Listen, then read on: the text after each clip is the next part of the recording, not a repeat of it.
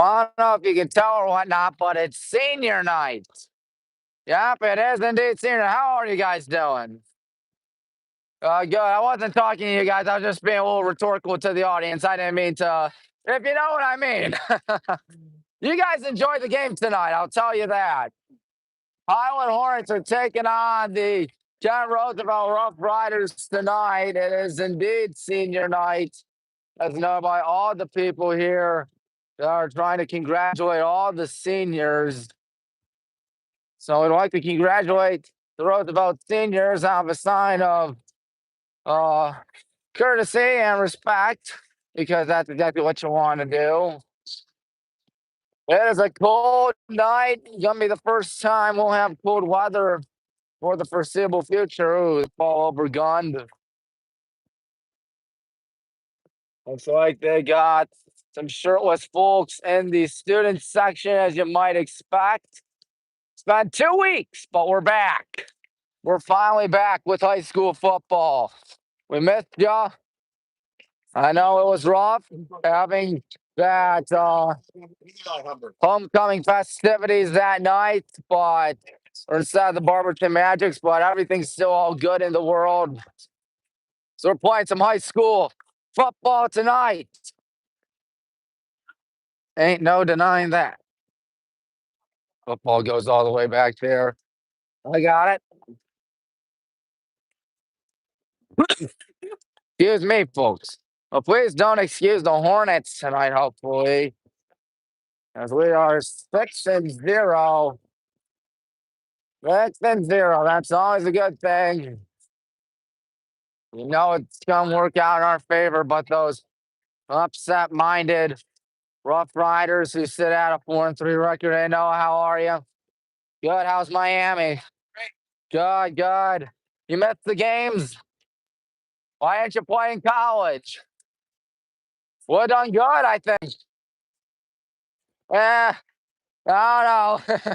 Hey, Mom, hey, Dad, how are you? As it's almost that time for high school football. 20 minutes, 10 seconds until we get this show on the road here in Kent, Ohio. This is Portage County we're talking about, not Medina County, Portage County. Good Lord. As you can tell, the Rough Riders are hoping for a signature moment with an upset win, but let's hope that doesn't happen. It won't be easy, I'll tell you that. We're number 5 in the state. We've been doing everything right this season, except last week, of course, because there was no game last week. But anyways, enough on the chit-chat, because this game is almost ready to get underway. Man, man, not too much on the sidelines. Not too much of a sideline, I ought to say.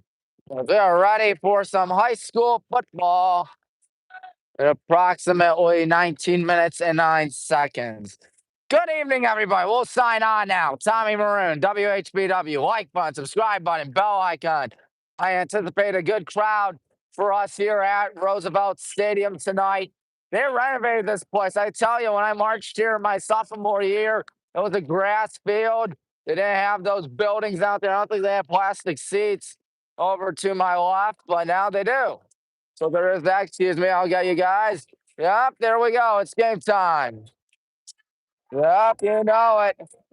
2/3 of the way through an undefeated regular season, trying to make it not just a 9-0 season, but hopefully an undefeated season the whole way.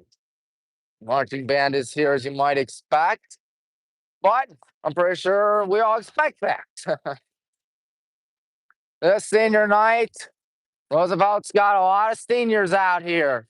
This will, of course, be the very last time we play Kent Roosevelt in a game of high school football.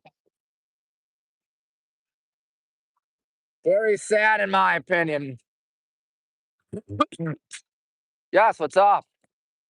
Doing well. Otterbein. Yep. Oh, and at least, maybe 49-7, maybe 56-7. I'm gonna say 7. We give them 7. That sounds a little more reasonable. 62-7. They are demoralized. Yeah. They scored the touchdown with 3 seconds. Well, wait, you're a BW kid? Good, good. You're a Mountain Union. Oh yeah, I forgot you're. Oh, I forgot Kyle was playing for the. Oh, yeah. Yeah, I mean that's nothing to be ashamed of. They beat us in softball last year in the OAC tournament.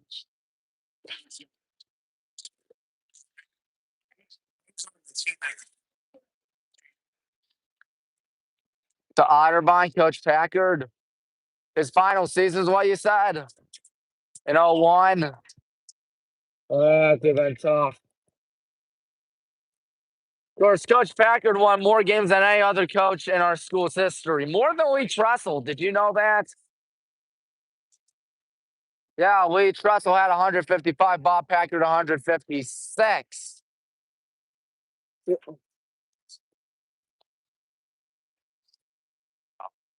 Yeah, Lee Tressel. Yeah, Jim got a lot from Lee, as you know.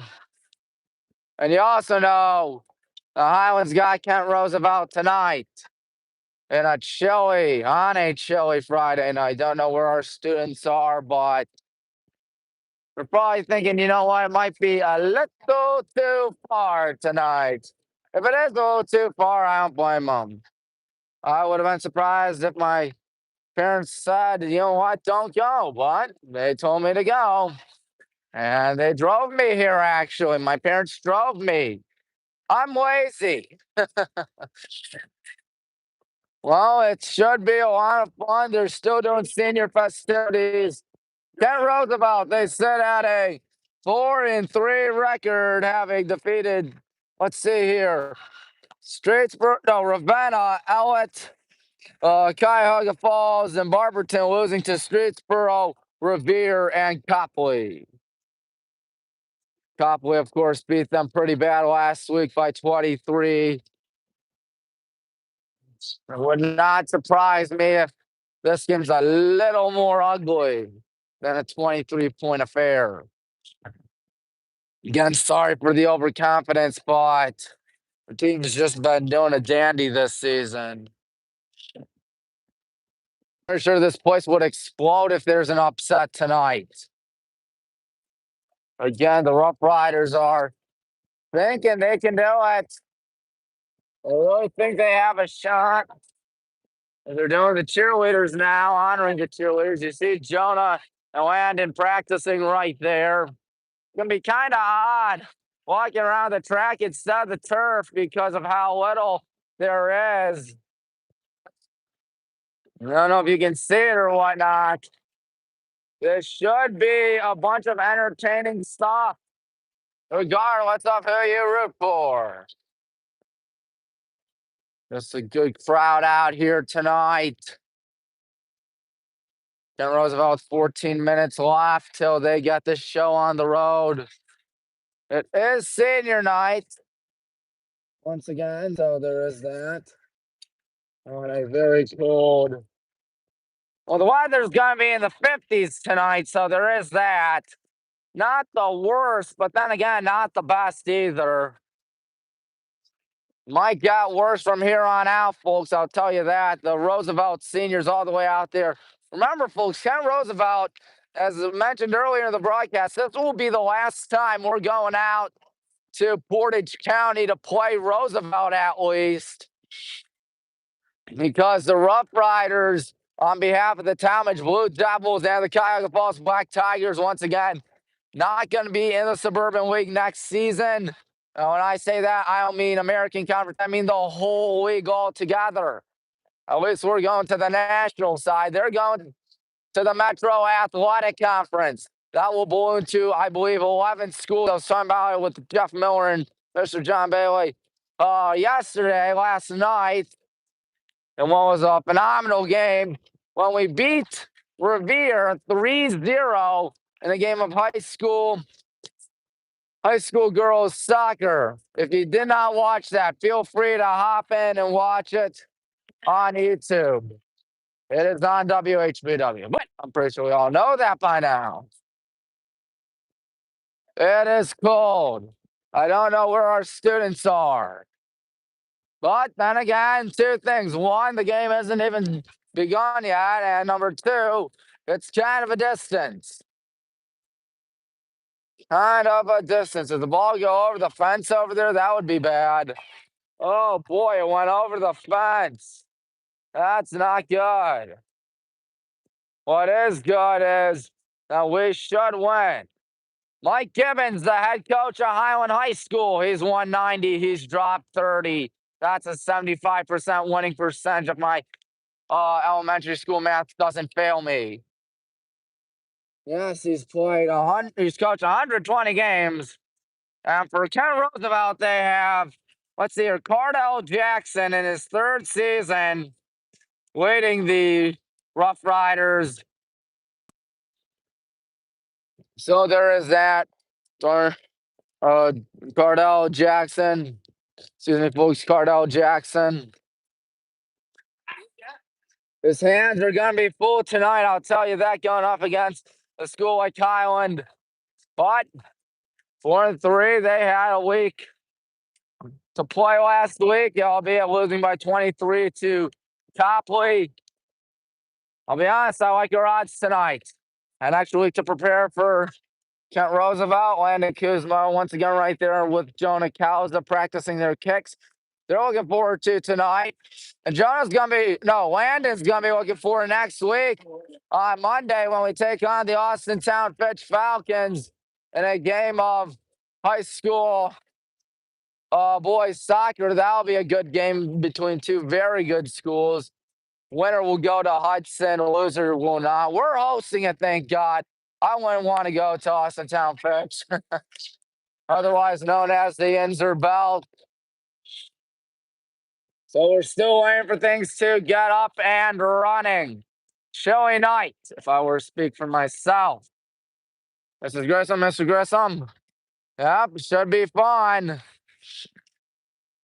If we win, we'll be 7-0, and things will continue to go real swimmingly for the Black and Green Brigade. Hard to believe that we are 67% of the way through the season and could quite easily be, 70% of the way through the season had we had a game last Friday night, but we didn't. Don't know where our locker room is, but I do know, and we have some people filing in. How are you guys? I'm doing great, thank you. Kent Roosevelt and Cardell Jackson. Athletic Health Care, I think, is right there. Team lockers are right there. Don't know where our locker room is. Besides, you don't want me to be in the locker room. You don't want me to be out here in, well, you might as well call God's country, otherwise known as high school football field, a high school football stadium. Yep, it's going to be a blast tonight. We got 9 minutes till it's kickoff. They already played the fight song for Roosevelt. It's also the Notre Dame victory march for Kent Roosevelt. Be prepared. You'll hear a lot of it tonight. That is from us, more than likely, if we score a bunch. Roosevelt trying to get something brewing. Yep, how are you guys? Hold on a minute. There we go. There we go. Should be a good one out here. Featuring the Highland Hornets and the Kent Roosevelt Rough Riders. Again, the last time we played Roosevelt. The next season, of course, we're in the national side of the league, as you see. Once again, Landon and Jonah still kicking all about. It's not going to be the best weather tonight. It's October, mid-October, here in the wonderful world of, in the wonderful state of wonderful state of Ohio and in Northeast Ohio, especially. So get ready, folks. Get ready. It's going to get chilly from here on out. That is for sure. Don't know where the student body will be, presumably over there in that section, if not the section over on the other side, right there. I assume we'll take the far end because Roosevelt's 40 minutes from here. It's kind of far. Highland's 40 minutes from here. What am I saying? What in the world am I saying? Tell you what I'm saying. This should be fun tonight. We've been looking forward to this for 2 weeks. But hey, about time we get back on the gridiron and hopefully do our thing. I agree with that. I will agree with that. Roosevelt, of course, every odd year when we play high school football, our visiting opponents in league play, at least since the birth of the American Conference, have been, not too far. And then Roosevelt was the one exception. That was the only one that's a hike. I can already tell they got a neon theme in the student section out there. As I'm trying to buy time, trying to kill time. We got about 6 minutes, so it's game time. I don't even think they did the national anthem yet or their alma mater.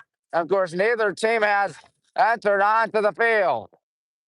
I got here at approximately 6:20-ish, 6:30. And now we're here for some high school football in a hot minute. I hope you folks that are watching at home stay warm tonight because I'm probably not. Probably won't stay warm tonight. So we're still waiting for things to resume out here tonight. We got the band in full form out there. Yep. I have no clue what they're yelling about. I think they're yelling at my. Can't tell who's yelling out there. But I can tell you this is going to be a good game. This is going to be a great game. Let's go, Highland. You'll love to see it. As we look to go to 7-0 on the 2025 season. Nothing new for the Black and Green Brigade, if I were to speak for myself, as they're wrapping up senior night festivities out here in Kent. Full name Theodore Roosevelt High School, but everybody just simply calls him Kent Roosevelt. As noted by the title of the video, Kent Roosevelt Rough Riders. I tell you, I'll miss playing them, but I won't miss going to Kent, and I won't miss going to Talmadge because that is deep. That is very far. But anyways, the game is almost ready to begin, folks. Kent Roosevelt wrapping up senior night festivities once again out there on a early October night. Boys like Kent Roosevelt's cinema I saw wasn't that bad. I mean, albeit, well, I was a sophomore here. This was a grass field. I think I already mentioned that, though, folks. Yeah, I did. And that didn't exist, that plaza right there. I don't think there were red seats out there, folks, that you're looking at, that you were looking at. It is not going to be easy for Kent Roosevelt. What? Tell us something we don't know. Tell me something you don't know. We're showing a lot of courtesy and respect for the Rough Riders. Excuse me. Well, Logan, what are your thoughts on tonight?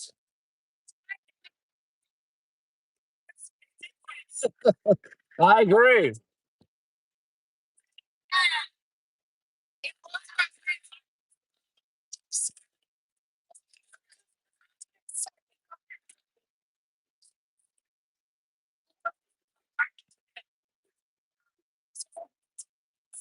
Yeah, I mean, looks like, yeah, next to 210 or something like that, Logan. Don't want to hold you up as The good guys are almost ready to enter onto the field right now.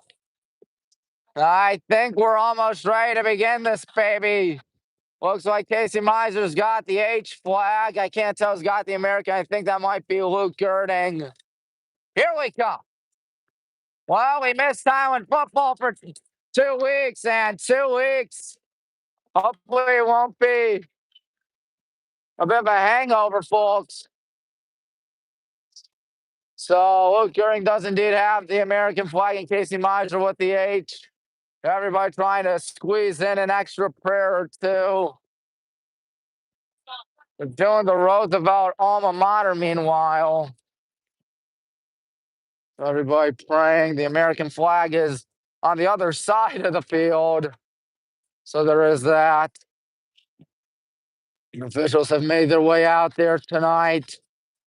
You look at number 1, Dylan Wazar, 15, Coop Zelensky, 20, Cal Whitling, 21, William Zelensky, 65, Cody Bendow, number 12, that is Ben Radigan. Yeah, Ben Radigan, I was right. I'm always right. As I look at Mr. Mike Netwing, one of our assistant coaches on the Highland football team. Chris Meyer, the defensive coordinator. John Carroll National into it respectively. But now, and up on that, it's time for the national anthem. Let's listen. Let's listen as we're almost right. Here we go.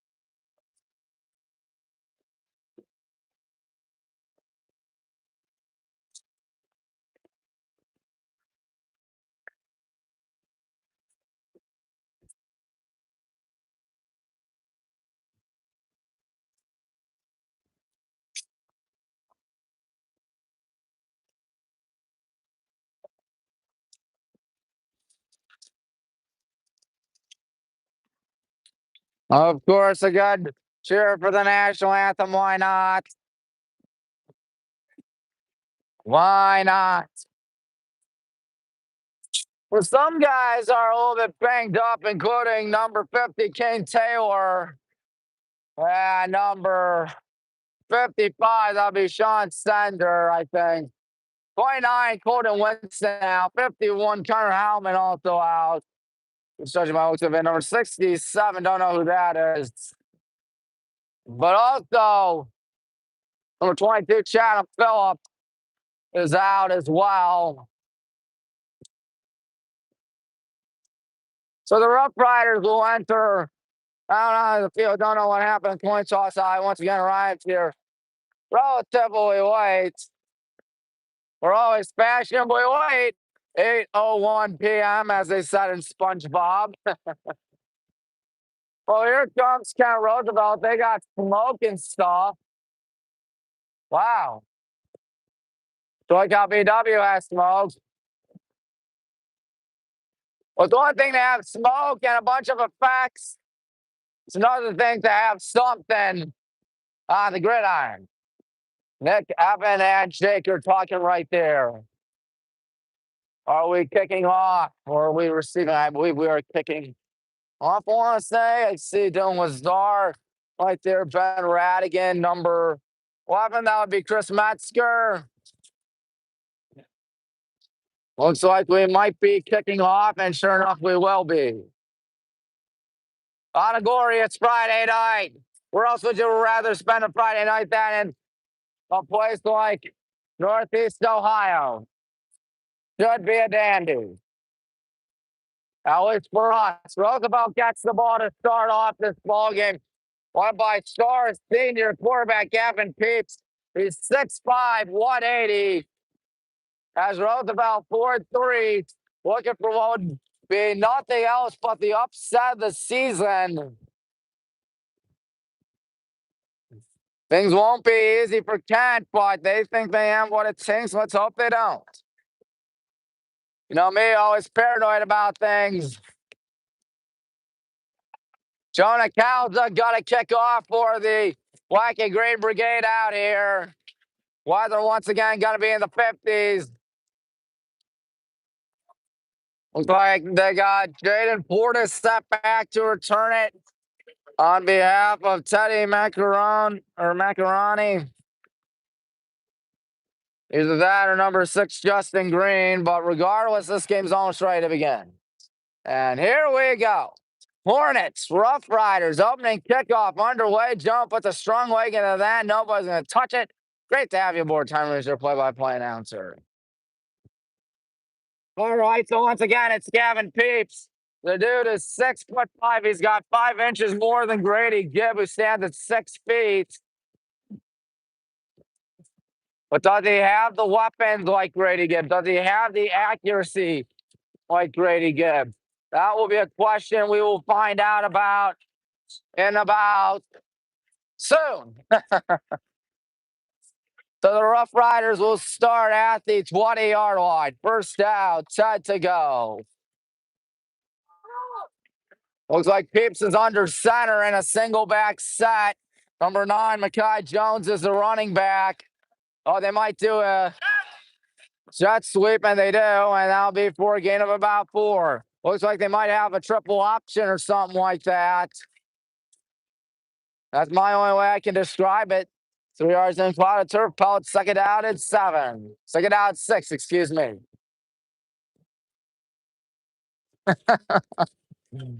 Overrated chance in the student section. We got no student section tonight. That's kind of sad. What's not sad is that it's second down. Shotgun set for Gavin Peeps. Sends Jaden Portis in motion. And Peeps will roll out to the left side. He might take off with this thing. He's being chased, pursued out to the left. And he is going to be taken out of bounds. He is mighty close to that first down marker. But it will be third down. Don't worry, folks. Third down and approximately 2. And so let's go Riders out here. Coach Chris Meyer barking out stuff. We'll see what happens. This is not really the easiest place to be when it comes to being on a football field, I'll assure you that. Third down, 2. Defense has got to stand up out here. Gavin Peeps in a pistol set. Number 2, Jaden Portis, the running back, I believe. Portis pointing out something. I don't know where the play clock is. And Portis catches it. He's got a first down up to the 32. That is a first down. They will not go 3 and out. So we'll see what they have in stock now. They've killed about 100 seconds in this contest. You see Mike Gibbons on the center of your screen in the gray sweater, no hat, headset on.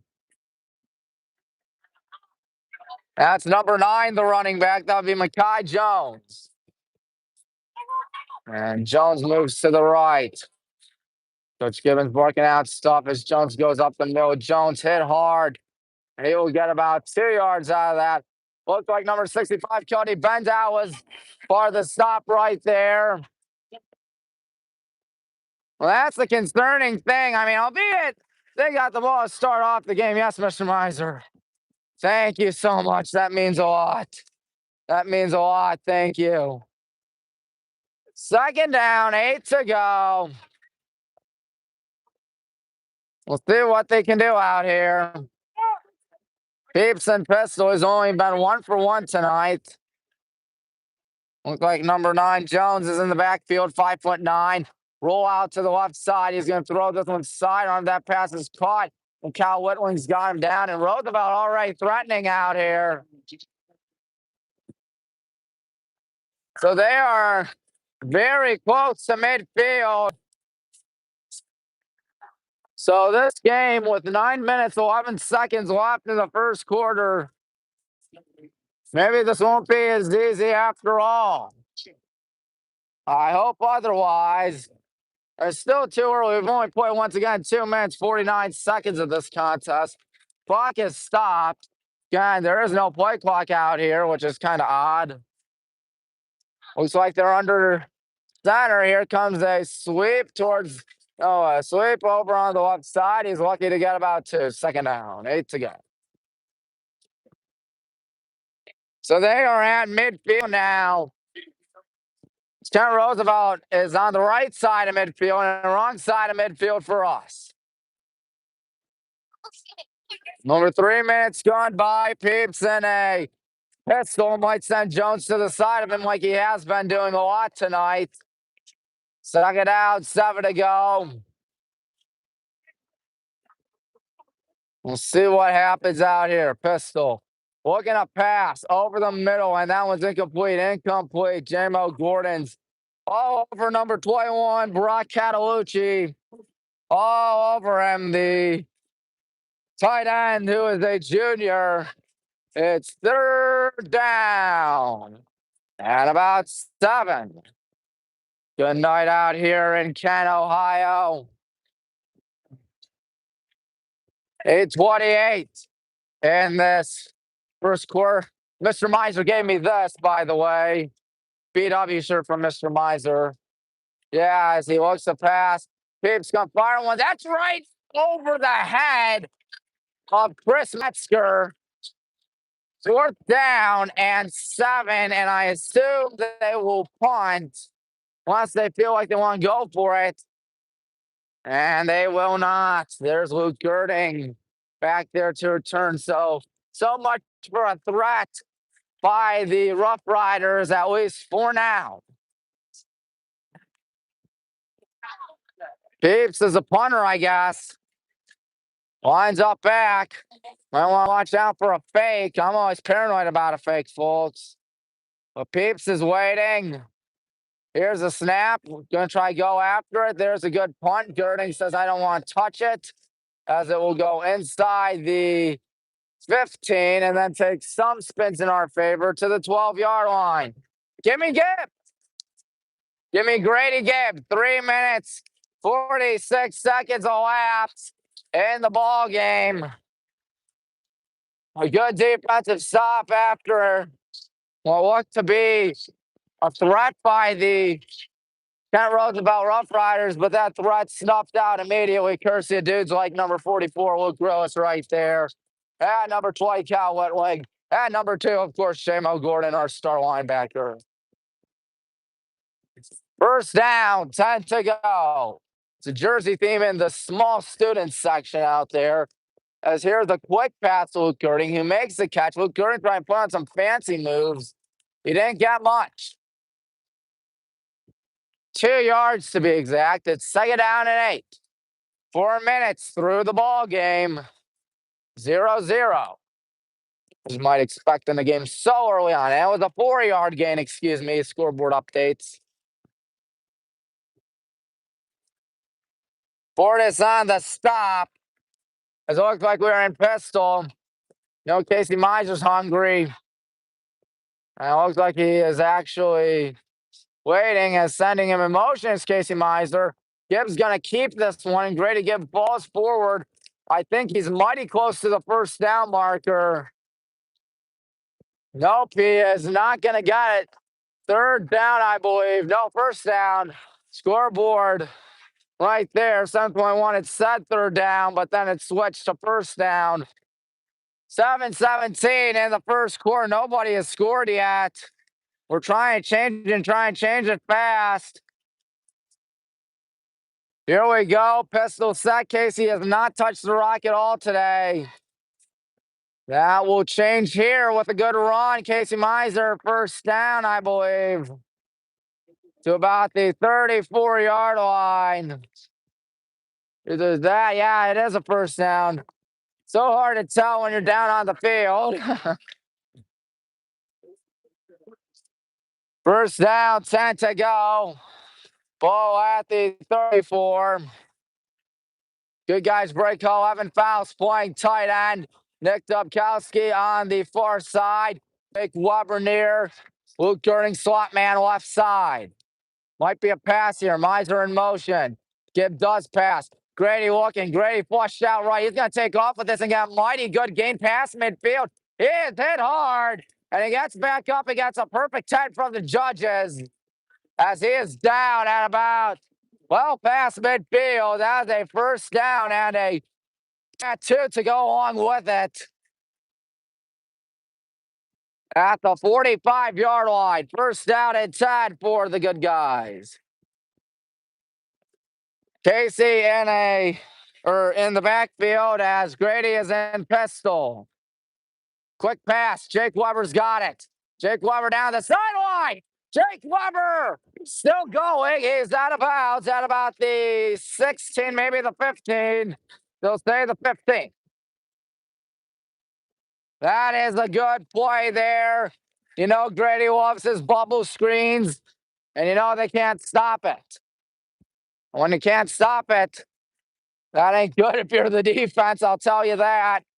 So we're in the red zone for the first time for either club tonight, either school tonight.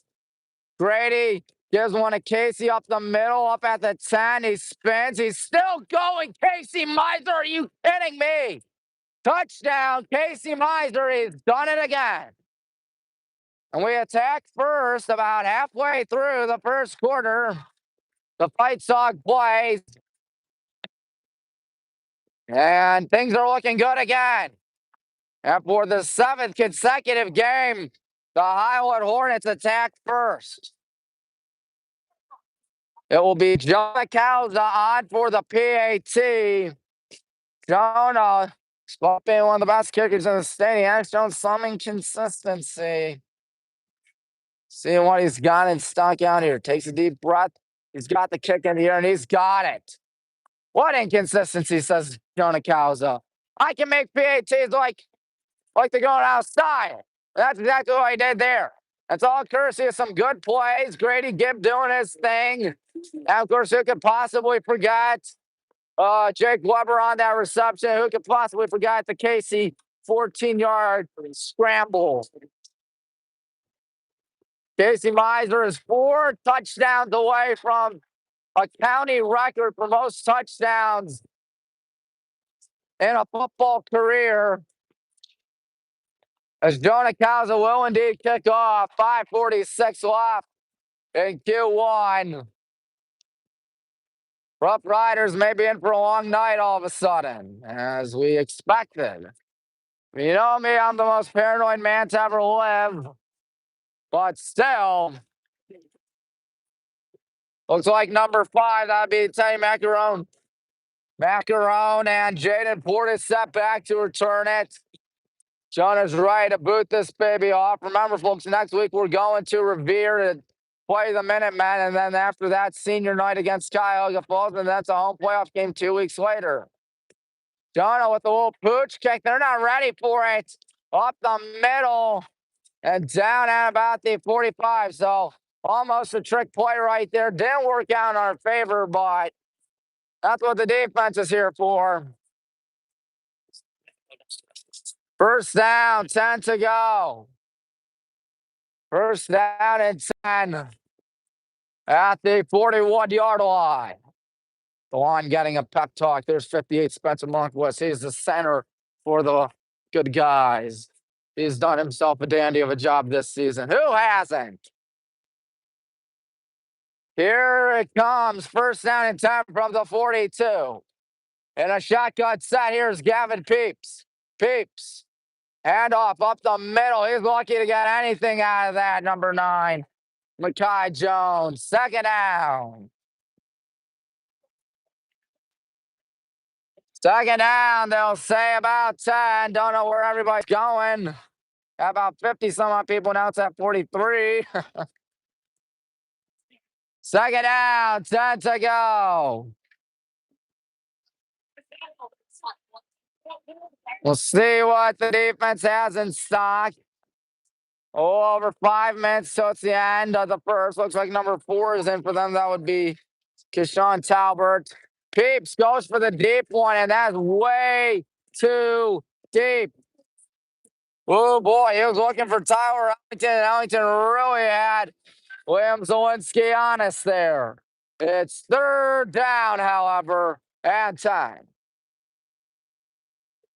So Gavin Peeps has the arm. He has the legs, but he did not have the completion there. It is third down. We got 10 yards per Kent. Prevent them to get 10 yards, I ought to say. Looks like it is a shotgun formation. Running back on the left, 10 on the play clock. I don't know how they're keeping track. Must be on a watch. Peeps is going to have that one caught and immediately taken down by Coop Zawinski there. Number 5, Teddy Macaron. Fourth down and 5. Now we'll see how they fare out here. And it looks like they're going to keep the troops on the field on fourth down. Maybe guess to jump, perhaps, with no indication of the play clock. They got to be aware of it. 4:25 in the first quarter. Fourth down and 5 at the 47-yard line. Peeps looking to Talbert. Still trying to get something to go. Meanwhile, in motion, 021 broadcast. Here comes a draw play up the middle. Evan Faust is burned. Everybody's burned. And Chris Metzger mercifully takes him down at the 19. You can see the frustration on Mr. Metzger's face. Cannot like that. A first down and 10. And now the Rough Riders are in the red zone. Oh, boy. Well, over 4 minutes left in the first quarter. Kent Roosevelt 4-3 on the season. We're undefeated, 6-0, riding high. But we did not play last week. Once again, is that going to be the result of a hangover from last week? No game. Rough Riders trying to capitalize. Talbert, as there's a whistle, there might be a timeout. And it's on Kent Roosevelt. 3:38 in the first quarter. It is 7-0. We're winning, but Roosevelt knocking on the door at least the 19-yard line. Well, I said it earlier in the broadcast, just a few plays before it happened, but we know Gavin Peeps has the legs. Sure enough, he did have some legs out there on that fourth down scramble from the 47 to the 19-yard line. Defense has got to clamp up. A very rare red zone chance for the defense. Usually they are not having anything cooking. Usually the defense is all there, and you got to wonder what might have happened had there never been a pooch kick. Peeps is under center again. Keshawn Talbert. The man in motion is number 5. Oh, it's the football, and I think we got it. Yes. Yes. Yes. Was that J-Mo Gordon? I think it was. As noted by all, how excited we are over that. A botched handoff to Teddy Macaron. And that, my friends, is why you never see anybody line up under center anymore, especially under the triple option. So Mr. Netling going to talk things over with the gang. First down and 10. Grady back out there. We'll see what we can do out there. First down and 10. Pistol sack. Grady Gibb. Quick pass right side. Evan Faust trying to plow his way forward. Not a shabby gain, I don't think. Sorry, folks. And then he actually got 1 yard out of that. Second down and 9. 3:17 left. Hey, quarter number 1. It's a 7-0 lead for the good guys.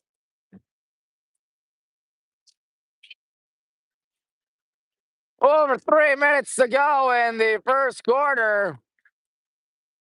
Grady and Pistol once again. Jake on the left side. It's going to be a whistle, and it's going to be a flag. I think we may have jumped. So we'll back up to the 20-yard line. 2:56 in the first quarter. Second down and 14.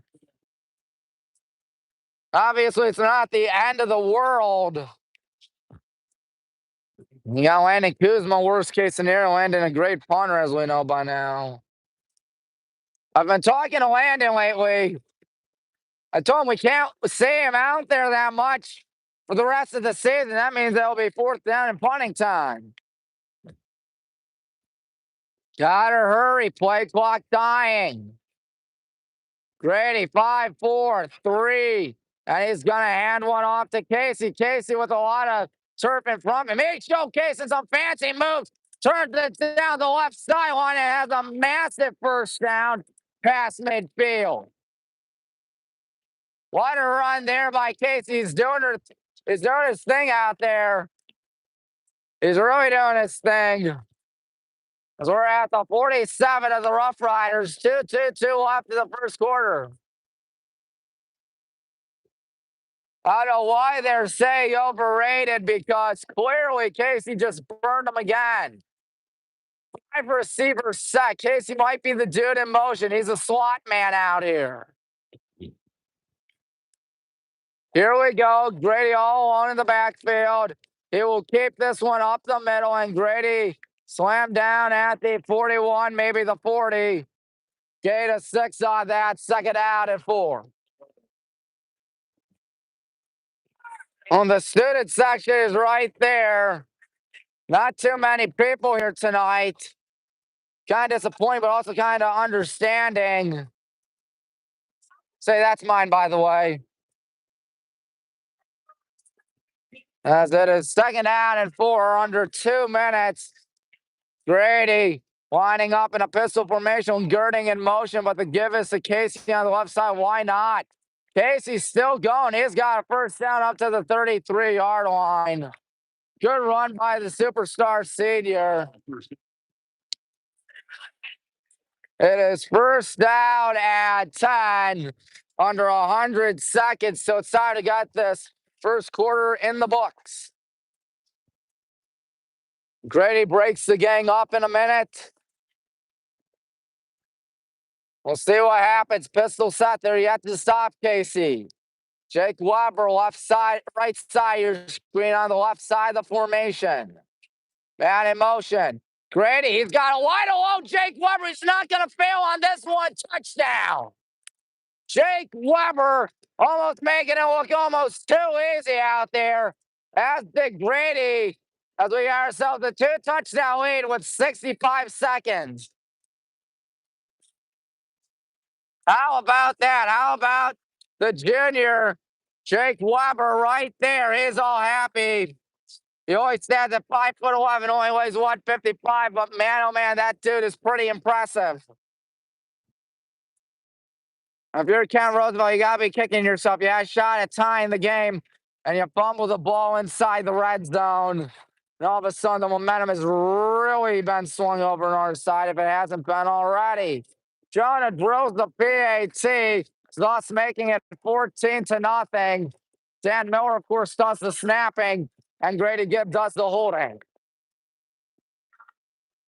And so the marching band plays out there. Not too much excitement going on in the Roosevelt student section, I'll assure you that. I actually think Grady's got more passing touchdowns altogether than Casey Beiser does. Really shows you we can burn you in more ways than one. Go fight win. That's 100% right. Jonah didn't kick it to number 2, Portis, or number 5, Macaron last time. We'll see if Jonah tries it this time. 14-0. Final 65 seconds of the first quarter. We're doing 7 Nation Army in the Roosevelt student section. Jim's already bouncing. Here he goes, running up. This time he'll kick it high and he'll kick it deep, and that ball hits the end zone. That'll be a touchback. So Kent Roosevelt at the 20-yard line, as you see Dylan Lazar right there, the backup running back. Dylan does a good job, though. Let me assure you that. As does the rest of this gang. Gavin Peeps trying to change his fortune. Maybe not line up under center this time. That might be the key, folks. First down, 10 to go. 65 seconds again in the first quarter. Looks like that's Keshawn Talbert. No, that might be number 9, Mekhi Jones. It is Mekhi Jones. Jones and shotgun now is Peeps. Peeps waiting to snap it. He almost fumbled it, rolls out to the right side, throws on the run. It's caught and a good hit there by what looked to be number 5, Evan Faust. 6 yards on the reception right there. 7 Jones, number 7. As there are exactly 59 seconds left of the first quarter. Goes to a 10th of a second. How about that, folks? 6-yard line. Peeps and pistol. Again, it's Jones in the backfield. We'll see what Peeps does here. He will hand one off to Jones, and Jones cannot escape from number 8, Ryan Zahir. It's third down. Third down and about 3. And man down for Roosevelt. Well, that's not what you want to see, folks. What that would be DJ Jackson, Derek DJ Jackson. John Burkett, our athletic trainer out there, he's always in short sleeves. I've never seen him in long sleeves in 50 or 40-degree weather. Their strength and conditioning coach is Kevin Hockett. Kevin Hockett probably examining him as is Cardell Jackson. Jackson in his 3rd season. Coach Mike Gibbons in his 11th here at Highland. He is yet to win a region, but he's confident that this is going to be the year. And hey, you'd be confident too if you're blowing out your opponents like crazy. 3rd down and 3. You see the distance right there. 46 4/10 of a second. Obviously, they are talking things over right there as looks like he's back up, number 62, DJ Jackson. Good to see. Looks like we got some Roosevelt folks over on the visiting side. That is on. So their student section rises up. It's 3rd down, 3 to go. Been a long one so far for the Rough Riders. They just lost one of their offensive linemen, DJ Jackson, 6'2", 210. Never good to see a man down. Let me tell you that. And let me tell you that's never good. So we hope that Mr. Jackson's okay. And it's 3rd down, 3 to go. 27-yard line clock will be running again right now. Peeps and pistol. Mekhi Jones moves to the left. Man in motion. Looks to be Jaden Portis. Peeps might be eyeing Portis. He does. That pass is caught, and he is forced out of bounds at about the 31-yard line. That's just enough for a first down. Portis did indeed catch it. That'll be the 33-yard line instead of the 31. Roosevelt having no issues moving. Just having issues towards the end of the drive, of course. Cannot capitalize. 1 turnover, 1 punt. We've gone towards midfield on both drives thus far tonight. And here's Peeps. He's going to bootleg this one to the left side, dives forward, and picks up a gain of about 2 or 3. That could quite easily take us to the end of the first quarter. It is a 14-0 affair in favor of the Black and Green Brigade. We'll see how Ken plays it. And they're just going to let it die for the end of the quarter. 3 seconds, 2 seconds, 1 second. They're content with how it is right now. 14-0. Well, not really the largest turnout in the history of Highland athletics. I mean, sure seems like Roosevelt's got a lot more fans than us tonight. I'll tell you that. I mean, to be fair, it is a 40-minute drive, maybe 50-minute drive. Coach Tanner says, "Hi, how are you, Coach? Wish you could be here tonight." But I guess he ain't. It is a second out at 7, however. From the 36, they're playing Sweet Caroline in the band. We're going to need a lot of love out here tonight, Ken Roosevelt. Even the visiting fans getting into it. Hey, cool thing, champ. Second down, 7 to go. Peeps waiting. Peeps now in shotgun. He seems to move that running back a lot. There's going to be a pass, screen pass over the middle. Caught J-Mo Gordon. He missed him. No, he didn't miss him. He is going to be stopped around the 37, so he's lucky to get a yard out of that. It's third down. Dylan Lazard checks in for the Black and Green Brigade.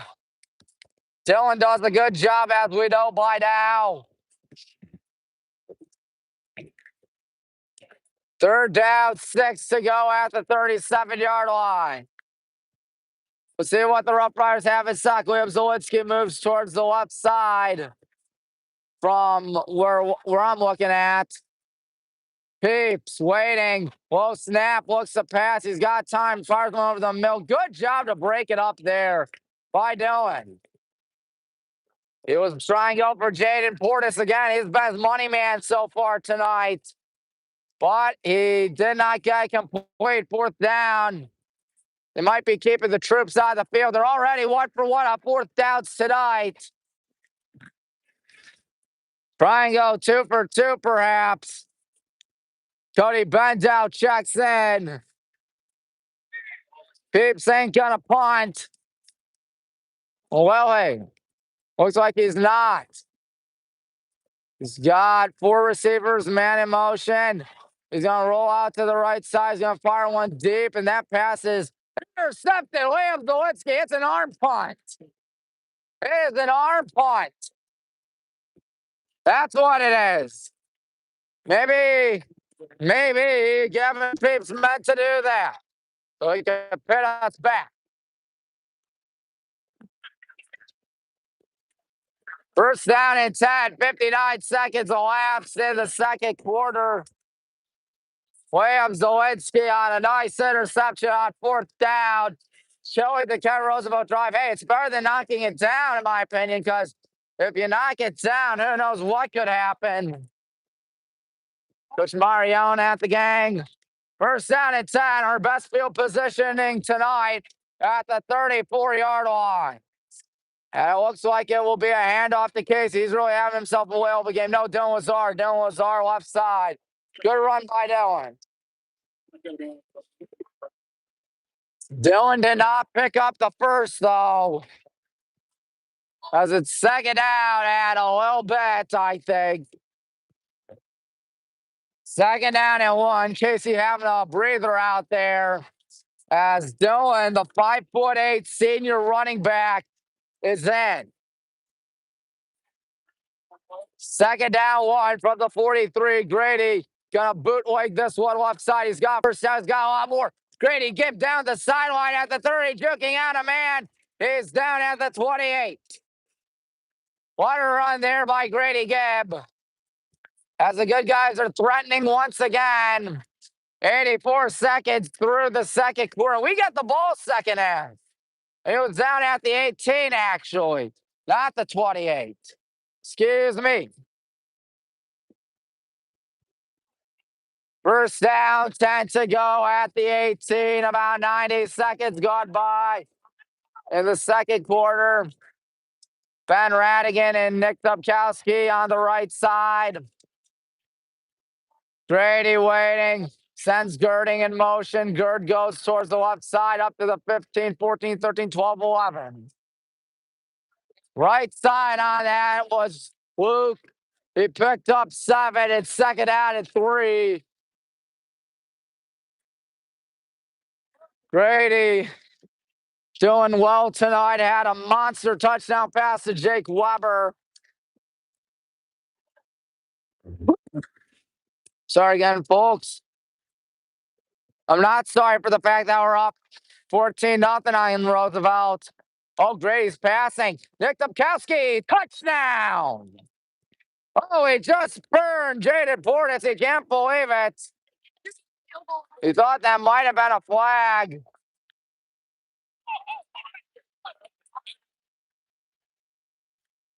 And yep, it is indeed a touchdown.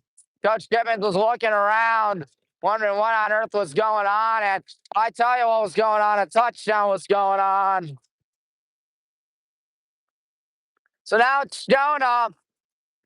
Good pass there by Grady Gibb to Nick Dubkowski. Grady with 2 passing touchdowns. I tell you, Mr. Gibb is a very, very accurate quarterback. And he knows how to thread the needle. Speaking of thread the needle, that's what Jones got to do kicking-wise. And he did just that, 21-0. 21-0, 2:19 left. And quarter number 2 at the Highland faithful. Well, there's a lot of Roosevelt faithful here tonight. But the Highland faithful, we're pretty darn happy. I'd say we're pretty darn happy. Grady right there. Grady with 2 passing touchdowns.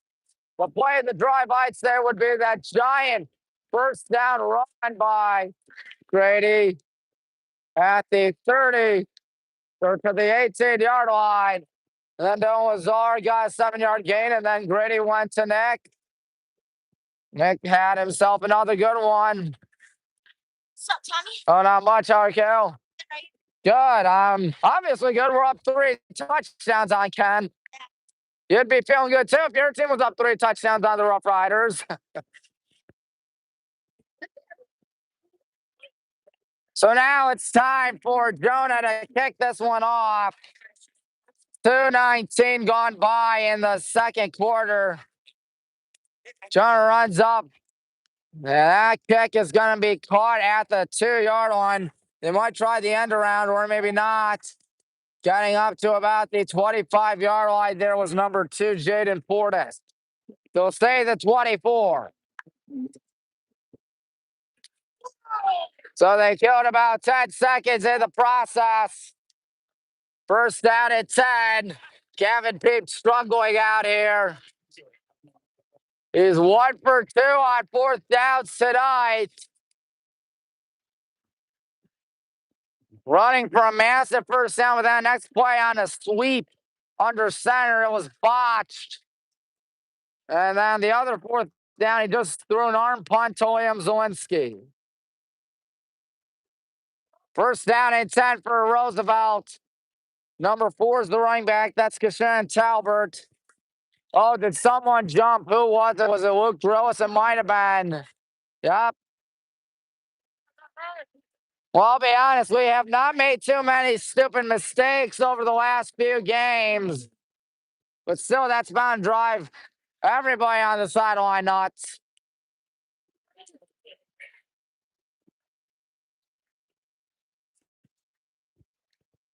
First down and 5. Deshaun Talbert is going to get it on the right side. Got past Stan Miller running on the right side. Did he get the first down? Yes, at the 36. First down at 10. Gain of 7 on that, baby. Not looking good for Kent, though. 2:33 through this second quarter. They say run the clock now. Cardell Jackson's got to be sweating a little bit. Wouldn't be sweating if His Rough Riders got a touchdown out here. Senior night of all nights, looking to pass. Here comes Luke Gross. It's a screen pass. It's caught. Ryan with a bad angle, running up the middle, trying to punch it out, and he's well past midfield. I tell you, the usually stifling defense is giving up some big plays tonight. Clock hasn't stopped, despite the fact it's a first down. Now it does with 8:48, I think. Now it's up and running at the 44-yard line. First down and 10 for Roosevelt at our 44-yard line.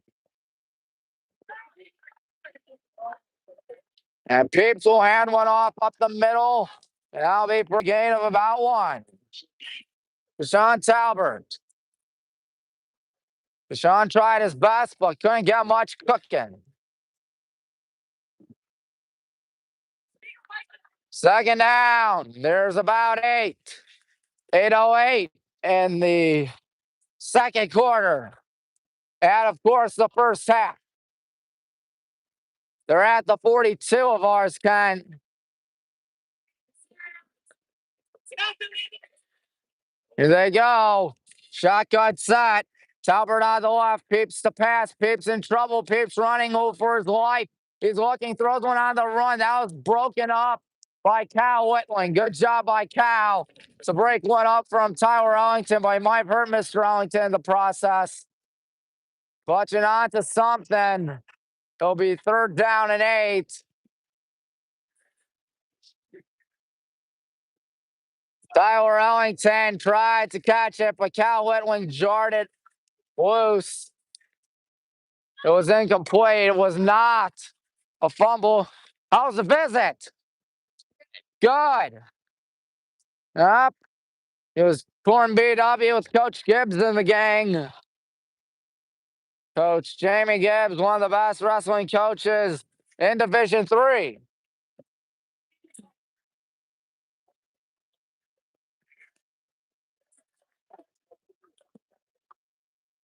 It is third down. There are 8 yards. You see Mr. Netling on the right of your screen. He's really barking at the gang.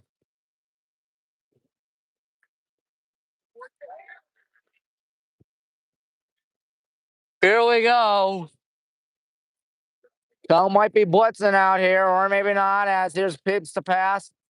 Luke Drill trying to get him. Shot down by J-Mo Gordon. Fourth down.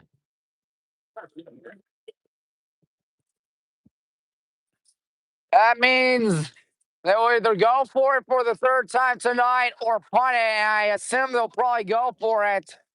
They got nothing to lose out here.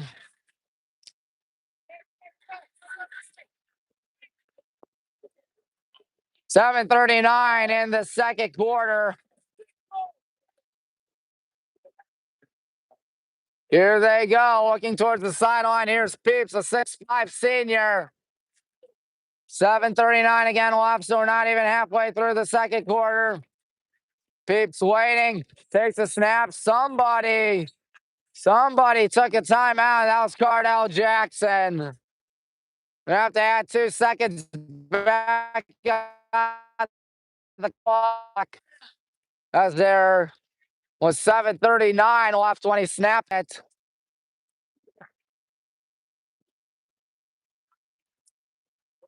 Fourth down, 8 to go. Already got Roosevelt down to 1 more timeout.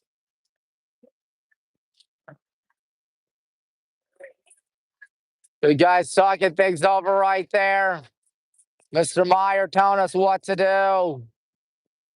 He's one of the finest defensive coordinators, Mr. Netling, one of his assistants, of course, Coach Gibbons' assistant too. Where's Mr. Gibbons? He's right there.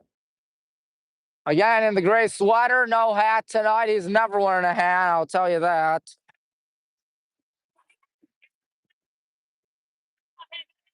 Coach Gibbons telling us to get it going. Fourth down, 8 to go. Nothing easy, Williams says, one of our assistants. Is here comes Roosevelt, Gavin Peeps passing.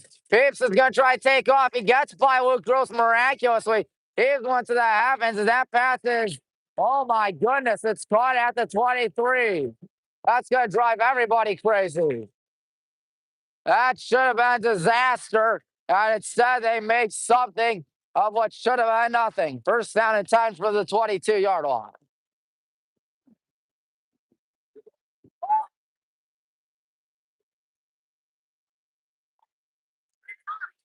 My goodness. Don't know who it was who caught it. But I do know Roosevelt knocking on the door again. In this bend but don't break defense thus far tonight. Keeps trying to burn us right side, and he's lucky. Never mind, he's very unlucky. He lost 3 yards. Roosevelt lost to the Copley Indians 49-26 last week. We were off last week as the Magic's game was off on homecoming, unfortunately, too. Second down and 13 for the 25. This is the part where you love a turnover. Peeps and shotgun. Deshaun Talbert in the backfield is Peeps. Gonna try to take off with this one, running towards the left side. May try to throw it at the 11th hour, 59th minute. Either that or get sacked by JMO for a loss of 2. Third down and about 15. About halfway through the second quarter, marching band makes their way down towards the field, towards the track, I ought to say. Towards the track. So more than halfway through the second quarter, we outscored 14-0 in the first, 7-0 so far in the second. And the stop is exactly what the doctor orders out here. We'll see if it is what happens. You can only hope. Peeps and shotgun. Look at a pass. Plenty of time. Zings one over the middle. It's picked up. Cal Wenwick. Cal Wenwick still on his feet. Cal Wenwick tripped up. Cal Wenwick still going down the left sideline. Cal Wenwick with the convoy. Cal Wenwick might take this thing. Cal Wenwick still on his feet. Cal Wenwick is finally down, but not after a monster interception. Holy cow, Cal Wenwick. Number 20, the senior.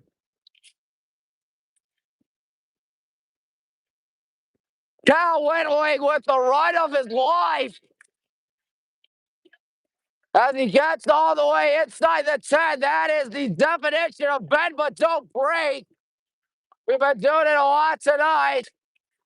Terry Cal's going to get a breather out there, I'll tell you that. Good job by everyone out there. Cal right there with this phenomenal interception.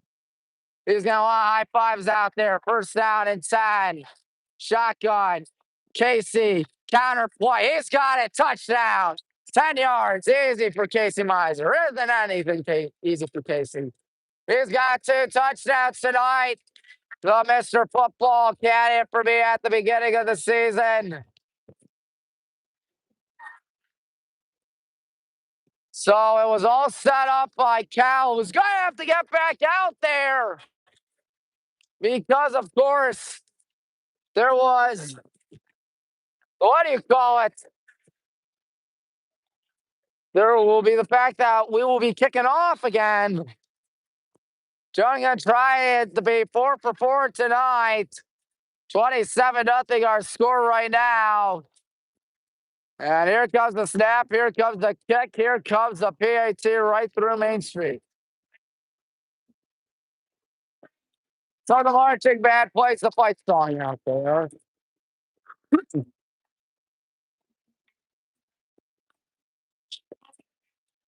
Obviously, things are looking upward for the Black and Green Brigade. Grady right there. He's had himself a phenomenal one tonight. Phenomenal outing. Yeah, high fiver. Maybe not. Kill right there. That's a celebrity for Kale. Coach Gibbons' kid. There are 5 minutes and 12 seconds left in the second quarter. Jonah did not get a touchback last time. He'd love to do it this time. That's the thing with the good guys. We burn you in the first half. This game has been no different. Albeit we're a little rusty after not playing last week, but still, you cannot complain about how this game's been faring. 28-0. And we still got 5 minutes and 12 seconds left in the second quarter. Jodo lets one fly. My goodness, that's a touchback. So they'll be at the 20-yard line. Kent Roosevelt. 2 picks today for Gavin Peeps. Not good for Mr. Peeps, I'll tell you that. He's thrown an interception in each of his last 2 drives. Yes, each of his last 2 drives. His objective out here, not to throw a pick. If he doesn't throw a pick, that'll probably be a successful drive considering how things are going tonight. First down at 10, 5-12 in the second quarter. Peeps with number 9. That would be Mekhi Jones, a 5'9" sophomore. Man in motion. Peeps is going to go to the ground game. Left side, tripped up by Dan Miller for a loss of 3.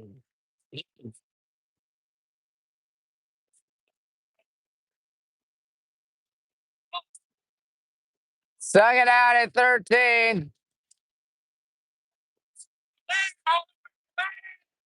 Peeps runs up to the line or to the team offensive players and tells them what he's going to try to do out here. There's 4:38 in the second quarter. Peeps with the number 9, Mekhi Jones on the right. And Peeps goes to the air. He's got 2 picks today. Shot down by J-Mo Gordon again. He's really having himself a good day batting down balls. It's 3rd down and a good chunk of yardage. 3rd down, and they'll stay about 13.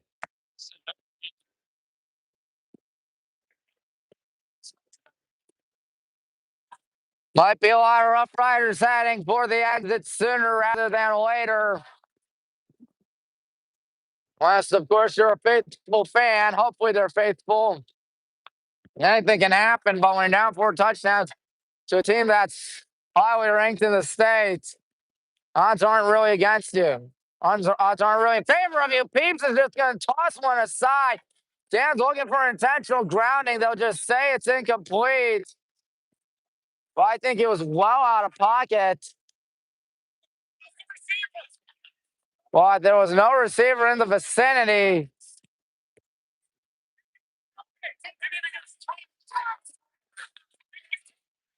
Yeah, that didn't get to the line of scrimmage. So 3 and out go Roosevelt for the first time tonight. That's hard to believe, and they're playing for just the second time tonight. Peeps is out there to punt. He's been very busy, whether or not he is, of course, throwing the ball, running the ball, or now punting the ball. This is his 2nd punt tonight. 4:23 in the second quarter. There's a high snap, and he's going to try to take off with this running on the right side. Dan Miller makes him cough up the football, and he recovers it at the 20. That was a bad decision there by the Rough Riders. Almost like hitting the Staples bun. That was easy. I don't even think he meant to do that. I just think with the bad snap, that's what happened. Brady trying to get his instructions out there. What could quite easily be the penultimate drive for him tonight.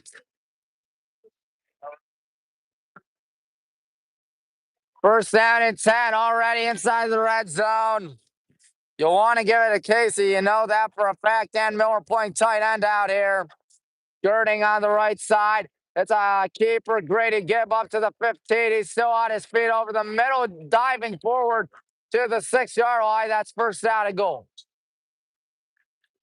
4 minutes, 8 seconds left in the second quarter. And of course, till we hit the half, nothing's going right for Roosevelt. Let me assure you that. 4 minutes, 8 seconds. Over 4 minutes. Once again, Luke is on the right side. Evan in. Looks like Grady's got an empty backfield. Might be a sweep here, or maybe Grady will keep it. We'll see what happens. Casey moves in motion. Casey does get on the sweep, and he's got a touchdown. That's a hat trick for Casey. All right. We can have a running clock in the second quarter now, or in the second half, excuse me.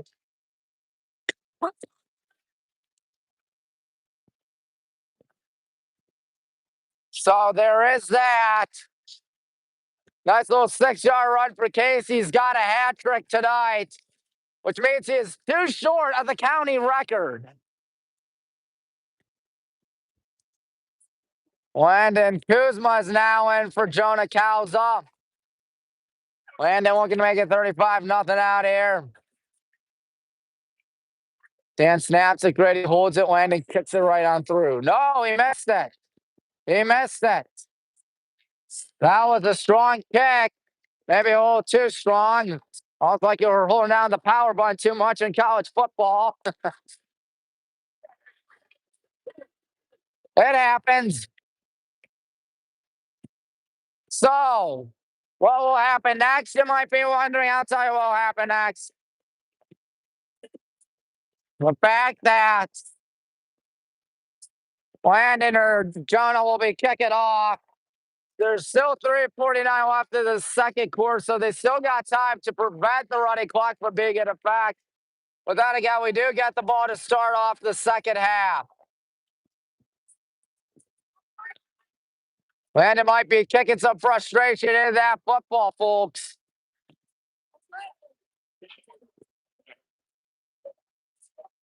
Looks like Macaron and Portis set back to return it for Kent. 3:49 in the second quarter. Landon looking at both sides. He's ready now. He's got to run up. He's got to kick a wide drive. Bit of a knuckler as that ball goes out of the end zone. That'll be a touchback.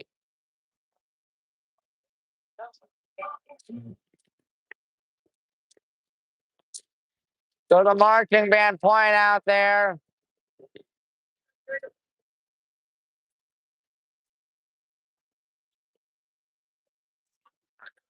They'll be performing first at the break.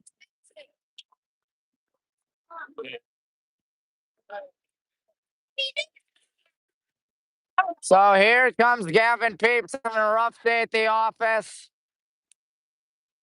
Cannot get anything cooking thus far. 2 picks as well. 3:49 ball at the 20-yard line. Middle of the field, of course. Number 4, that is Deshaun Talbert. Talbert is going to get what the old guy shot at, and that's nothing. And I think we might have taken a timeout. No. Coach Gibbons just, yep, he did take a timeout. 3:39 in the second quarter.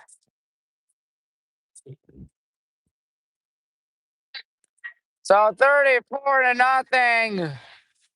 That is our score here in Kent, Ohio. We're far from Granger. We're far from Hinckley, and we're obviously far from Sharon, too. So the band empties out. They are on the track performing for what will be the second half. 2 timeouts left for Mr. Gibbons. Second down and 10. Cardell Jackson's got 1 timeout left in his pocket.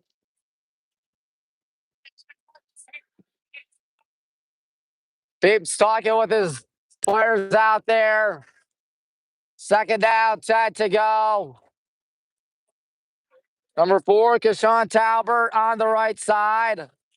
As Peeps talking towards his sideline, maybe Coach Jackson as well.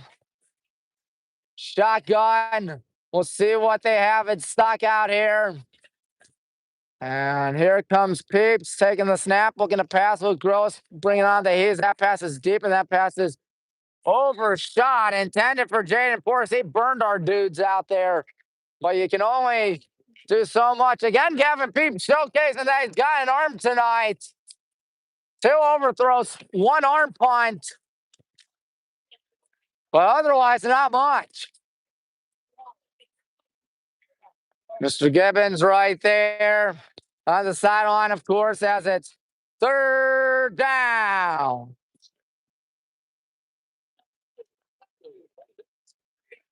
3:34. That's the amount of time left till it's halftime. Peaks. Gonna roll out to the right side. Look, bring the heat from behind. He's gonna be lucky to get that one off. And he didn't get it off. Evan Powell sacked him. 3:25. They whistle play dead. 3:22. What's the hold up? I don't know. What I do know is that they will obviously be punting. Hey, I'm not going to complain about that. The Coach Gibbons only took one timeout on that drive. 3:13. That's Mr. Girding set back to return this. Peeps is waiting for the snap. And of course, he just went for everybody get ready. Kevin waiting. Still waiting under 3 minutes. Gonna kick one high. Luke's gonna fair catch it. Pass midfield. I was lucky. I'm glad he didn't fumble it, didn't muff it, but hey, that's always a good thing that he didn't. Yes, we're at the right side of midfield, the 44-yard line. The marching band gets ready. Yeah, it is the red zone, Mr. Marquette. You could say that again. Midfield. So it's first down and 10 for the good guys at the 41, actually. Grady in a shotgun set. He's going to pass it. He might be going deep. Going for Jake. Nice jumping catch by Jake. And he is very close to that first down marker if he's not there. Second down at about 1 maybe from the 32-yard line. 2.5 minutes. We want to squeeze in another touchdown. And I'll actually say move the chains. First down at 10. At the 31, give Mike go to the air again. Exactly what he does. Casey point check down. Nick makes the catch. Nick is out of bounds. 2:14 in the second quarter. And we are now officially at least near the red zone. At least inside the red zone. The real red zone now. First down at 10, 2:14. Ball at the 17-yard line on the right side of the field. Grady with Casey on the left. I'd probably hand it off to Casey here. Why not give him some love? Girding in motion, though. That's going to be Luke Girding to the left side. Luke with a beautiful spin move. He's still going. And he is down at about the 14-yard line. We got a little over 2 minutes till it's halftime, folks. Second down, 7 to go. Cool day out here in Kent. On behalf of the rest of Northeast Ohio, over 100 seconds till this second quarter's history. Game's basically history by now, I'll tell you that. Grady gonna look to pass. Wide away, Casey Miser. Touchdown. One away from the record. One away from the record. Sorry again, folks. From the county record. Casey's had himself a whale of a game tonight, as mentioned earlier. Dude has 4 touchdowns, 3 of them on the ground, 1 of them a passing touchdown, or receiving touchdown, I ought to say. That's Landon. We're going to make it 41-0 at the break. Here's a snap. Here's a kick. That's good. There we go. So the marching band's happy. The coaches are happy. The players are happy. Our fans are happy. Ken Roosevelt, people are not. 89 seconds left. Coach Gibbons 2 timeouts in his arsenal. I don't think he's afraid to use either of them. I really would not be surprised if he burns either one of them before halftime. So fight and win. That's exactly what you'll up to hear, ladies and gentlemen. There are 89 ticks of the clock left till we finally hit the half.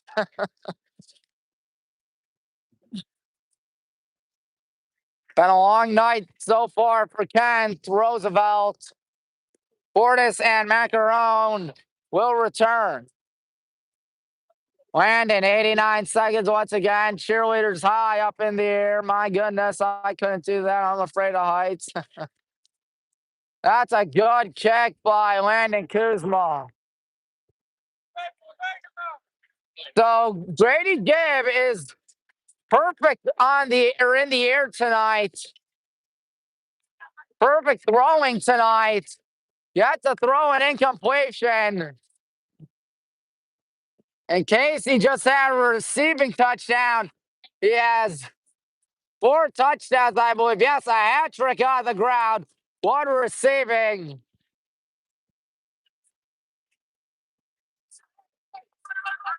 It is first down. There are 10 yards to go. Ball at the 20. Peeps with what looks to be number 5. No, number 4. No, number 9. Excuse me. Mekhi Jones. As they sweep to the right side. He's trying to burn us, and he's out about the 24. Well, that's going to help us if we want to score again before the break. 84 seconds left till it's halftime. Second out at 5 from the 25 for Roosevelt. We'll see if Peeps dares to pass it. Again, this fellow's got 2 picks today. At the 25, it's second down. Number 9, Mekhi Jones. Bad snap, and Peeps is going to pounce on it. He will just simply pounce on it. It's third down. Not surprised Coach Gibbons ain't taking a timeout yet. Yet being the key word. He's just standing there, not burning a timeout. Might be content with a 41-0 lead at the break last May here in the second quarter. Revere next week. Cuyahoga Falls next week, or the week after, I ought to say. Then we got the week off, and then we await the playoffs. So likely be 8-9, whomever wins that.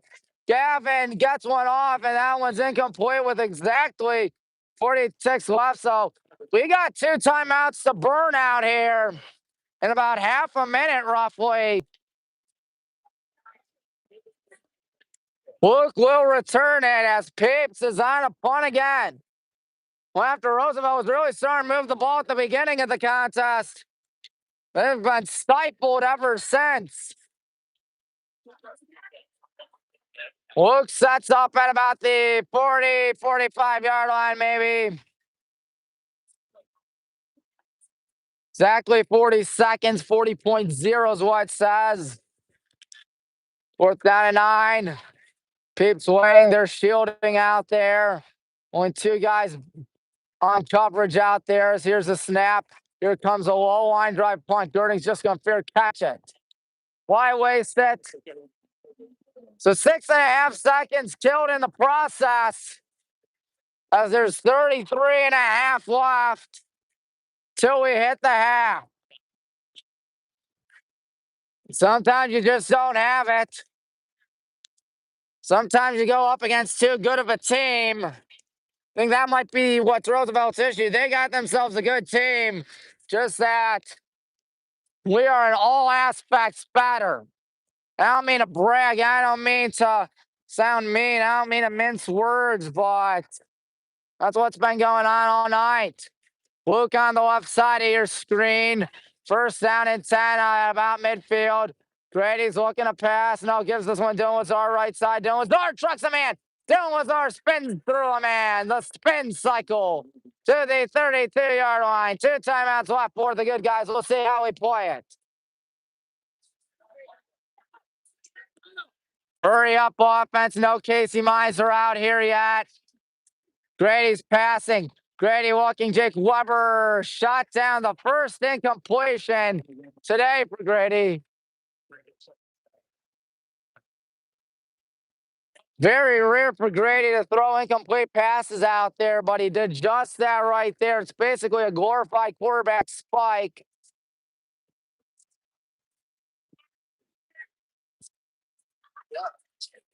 Second down and 10 from the 32. Whistle will take a timeout. I don't know about that. 17.9 seconds left till this second quarter comes to an end, and it'll probably be mercifully for Roosevelt and unfortunate for us. Ahead by 41 points. Kent Roosevelt drowning, and they're drowning bad. It was 14-0 after the first quarter.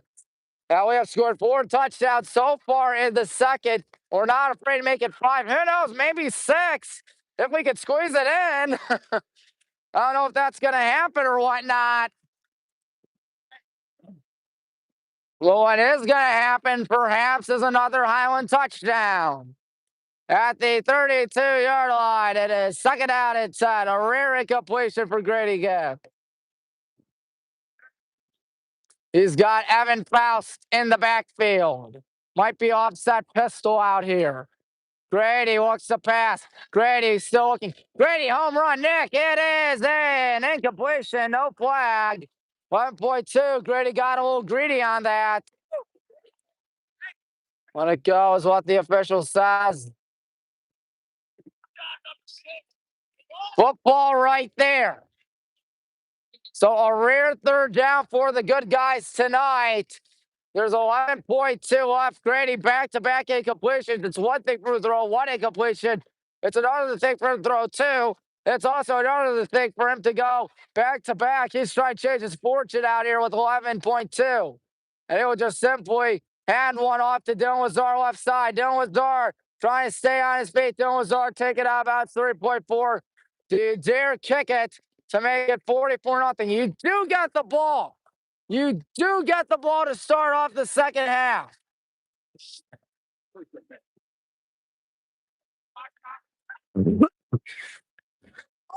Coach Gibbons talking with Grady at the 15. We're not going to trot out the kicking unit. That's a little surprising.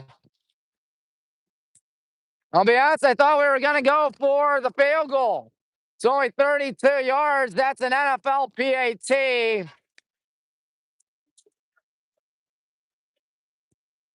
Grady and pistol. Dylan Lazar out there. Nick on the right side of the formation. Luke on the left. Grady obviously going to pass. Rolling out. Going to find Luke Grady. Touchdown as the clock hits 0.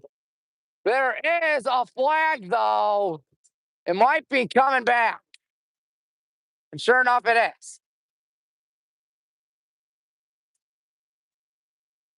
Can't end on a penalty the half for the quarter. Back to the ball game can't. We'll try it again. Second down 10 from the 25. It's not the end of the world if you don't score here. It would be a little disappointing, especially when you had a touchdown. And it looks like Joe DeCals is going to try a deep one from the 26 plus 17. That would be a 43-yarder. 43-yarder. They got Teddy Macaron set back to return it if it does not have enough distance. Here comes Jonah Calza, waiting for the snap from Dan Miller. Grady Gibb will hold it. Jonah 1 for 3 on the season. This kick will not be the easiest kick in the history of mankind. And Cardell Jackson's going to ice him. Trying to make it 44-0 at the break, folks. Or maybe make Coach Gibbons think this through a little bit. Regardless, there's no time left on the clock. It's a free play or free down. And Jonah, that'll be 43 yards. It's essentially a 63-yarder in the NFL. Of course, we're seeing a lot of 60-yard kicks nowadays in the NFL. And we saw Cam Little drill a 70-yarder in the preseason, and we saw see Brandon Aubrey kick from 60 like it's nothing. First down, but most importantly, a 43-yard try. Again, number 5, Teddy Macron trying to pull Chris Davis or a kick 6 and make it a little bit of a dent out there. Here's a snap. Jones runs up. Jones kicks one. That ball is up. That ball looks to be good, and it is good. Jonah Kauza just tucks it in over the left upright. Just barely. It's 44-0 at the break. Ooh, that was scary for a second. I thought for a moment there it was going to sail wide left, but sail wide left it did not. And thus it is a 44-0 beatdown, and it's Highland ball. They're booing our players. Boo us all you want. Still ain't going to stop us from scoring and going nuts out there. Your eyes are not deceiving you, your ears are not deceiving you either. It is indeed a 44-0 contest at the break. We will take off the headset and listen to the marching band in just a minute. So, Mr. Meisner, is he 1 away now? No, he ties or breaks? He tied it. All right, thank you.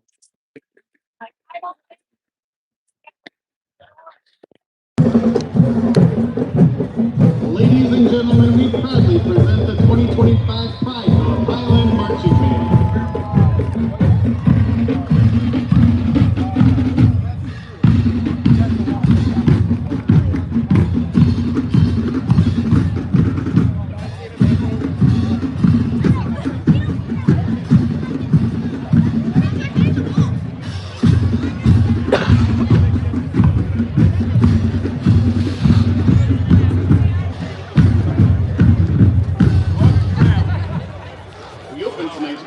With one of the catchiest pop songs of the late 90s that was made famous by the Hanson brothers. Here is Umba.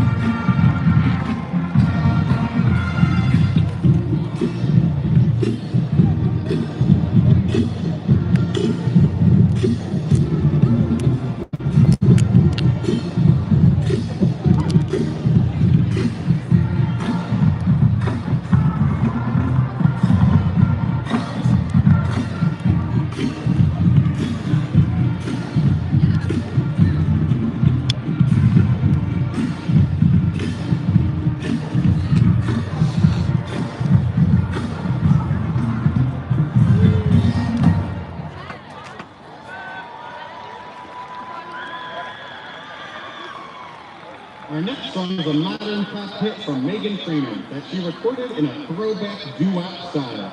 Released in 2022, here is Made You Look.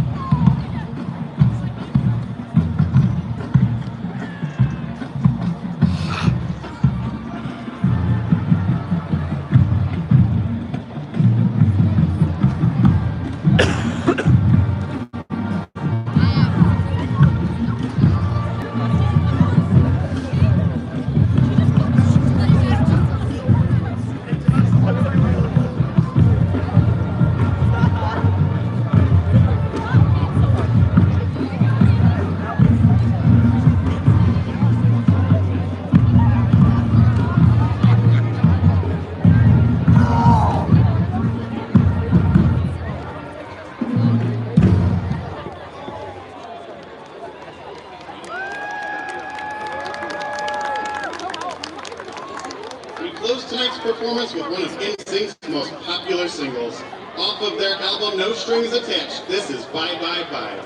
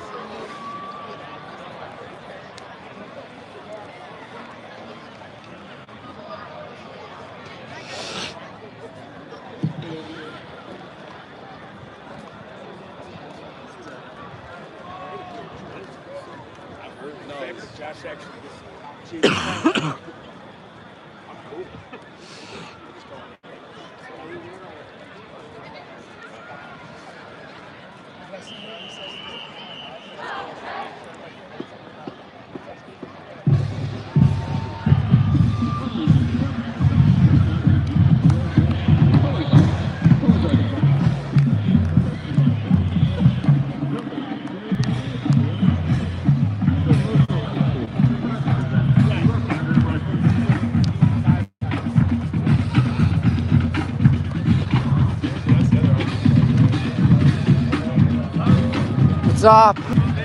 Doing well. You remember me? Yes, From man. BW? Yes. How are you? What are you doing here? Doing good. Oh, you're here with my uncle, the superintendent in Kent. Oh, really? Your uncle, Superintendent Tom Orkin? Yes. I thought you were a Hudson kid. Yeah, I am, but all my family's over there in Roosevelt. All right, how are you, man? Good. How about yourself? Good. I've been tuned in all your stuff. You've been doing great this year. Thank you. That really does mean a lot. No, it's been amazing. You guys look pretty good out here, huh? Yeah, 44-0. Yeah, pretty good, huh? Not, Gotta hear what you think about last week, because I saw you talking about it. yeah, it's really unfortunate, but I think everything's starting to get all figured out now. Heck yeah. Yeah. Any big games coming up this weekend other than this? Well, we got Otterbein tomorrow. Okay, nice. BW? Yeah. Are they home or away? at Otterbein, but the volleyball team's hosting Otterbein. I know that's going to be a big game. Where are you going to be at? Probably the volleyball game All because right. that's a home game. All right. And Otterbein, they won the conference, I think, last year. Okay. There you go. Really? In volleyball? Yeah, they beat Marietta. Oh, how about that? All right. Well, we No, Marietta's a threat. Yeah, we better do it. We're 2-0 in conference play. How about that? There you go. Just can't do the games because you got to pay to watch now. That's right. Drives me crazy. That's right. Got to keep it going, huh? Keep the momentum from last year, right? Yes, Ryan. So, anyways, well, great to see you, Tom. Great to see you as always, Ryan. You have fun. You enjoy the second half of this ball game. I will. Thank you.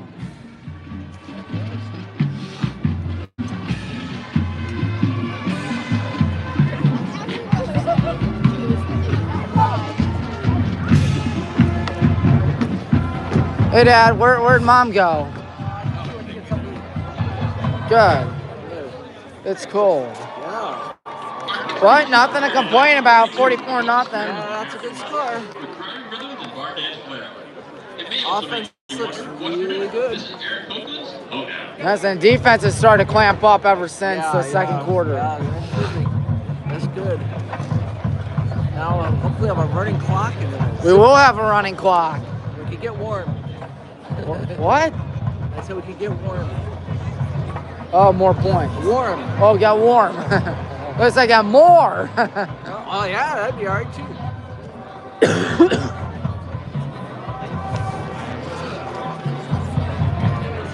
On pace for 88 points. That'd be like what we did 2 years ago against Copley. All right. Very good.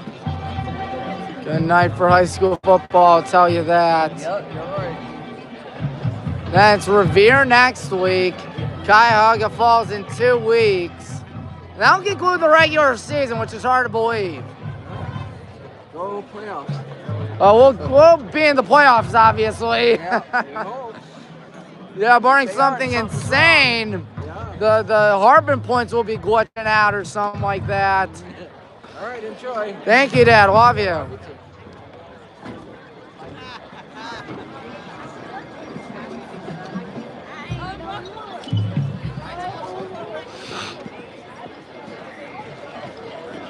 Want to see Jonah and Landon practicing out there.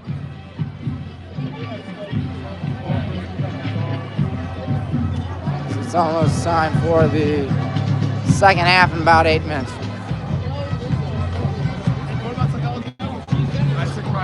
Carson, what's up? What's up? How are you? Yeah, VW. We got Otterbein tomorrow. Yeah, who the Bears got? What? Who? Gus, yes. How are you? You're from Spain? So how are you? What grade are you? 9th, 10th grade? He's a celebrity in Spain. That's awesome. Yeah. So you play football too? What? Oh, soccer, okay. He has 2.1 million followers on Instagram. Really? Yeah. That is unbelievable. I have nothing near that. So how are you liking Highland? How are you liking Medina? All right, that's good. What are your thoughts on this game thus far? The rivals are so bad. Yep, I mean, no complaints about this. Tell you what, you guys enjoy the second half. Good to meet you. So how about that? We got some exchange students out there. Not much. How are you guys? Enjoying this game? Good, I'm enjoying it too. We're taking it to Roosevelt. On this chilly is all anything Friday night. Remember to stick around for our post-game performance in Strip County. We close our show tonight with the theme from How the Westwood Won.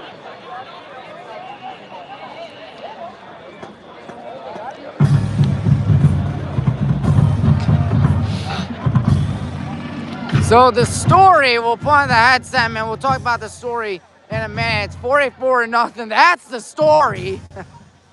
Good guy's going nuts right now. I'll tell you that.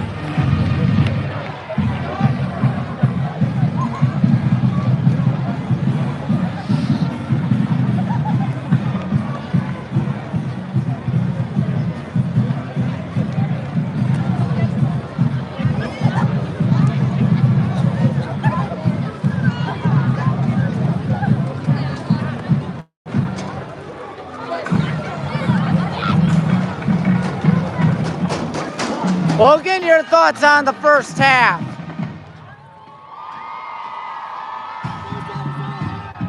Yep. First half. Tonight's second half. What should predict on the next 24 minutes? Maybe 51-58-0, maybe 58-51-7. We'll see. Obviously, we won't score as much. But 2 years ago, we did beat Roosevelt. I think it was 49-7 or 42-7. You would know. Either way, we're going to beat it. For sure. Yeah.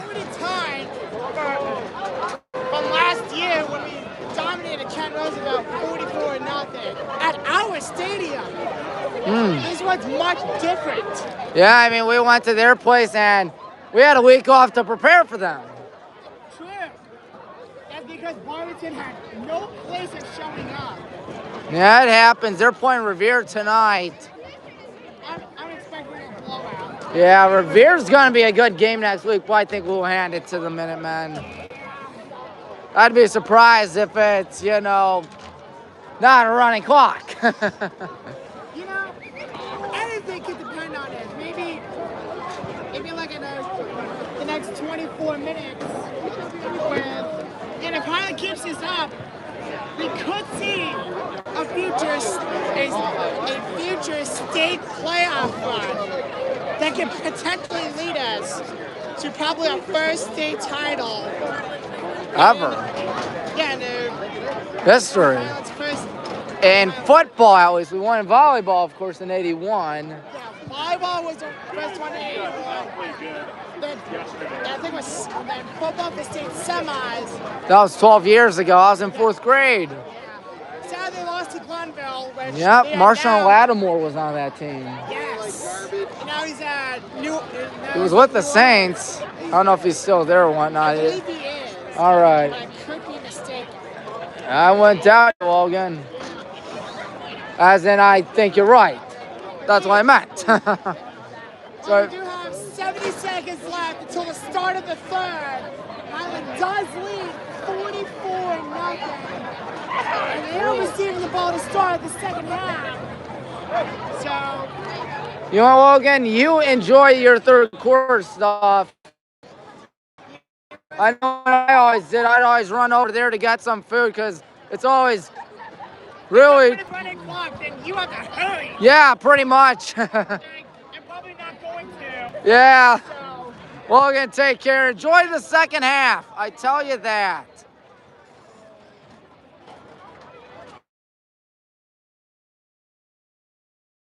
The headset is back on, ladies and gentlemen.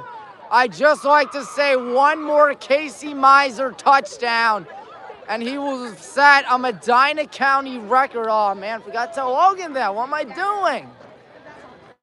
doing? I just remembered it just 2 seconds ago. But yeah, Casey Miser is one touchdown away from breaking the Medina County record for most touchdowns in a high school football career. He is oh so close to doing it. Number 25 for the Black and Green Brigade. He's somewhere over there. So we will get the ball to start off the second half. I see Aiden practicing out there. Number 14, number 16 is good old Grady. Number 3 is Luke Girding. There's Aiden throwing the ball around along with Grady. I don't know how long it'll last. What? It's going well. Thank you. Sorry about that. You need to get through. Yep. You enjoyed the second half, by the way. Yep. As John Cows is trying to kick a 50-yarder. Looks like he went low to the right.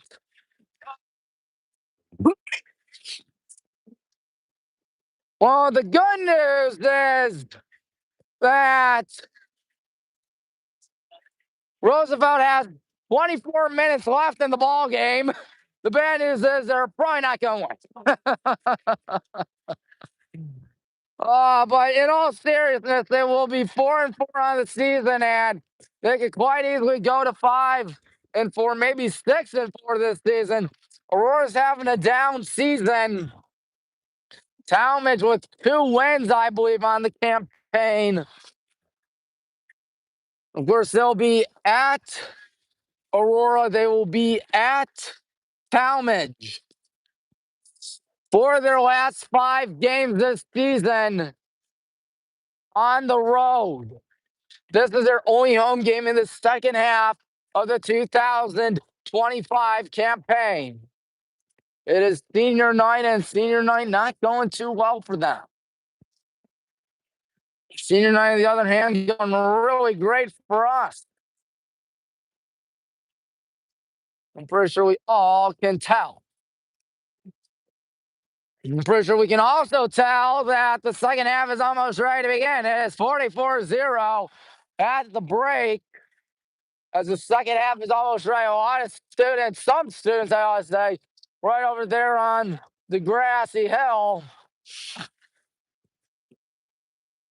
Yeah, of course, there is not too many students out there for Roosevelt, but they still significantly outnumber our students. Still outnumbering our students. Grady walks up. Gavin walks up. I assume we will get the ball to start off the second half. Why wouldn't you want the ball to start off the second half? I don't know about you folks, but I always like getting the ball second half. Maybe it's me, but I don't think it's me.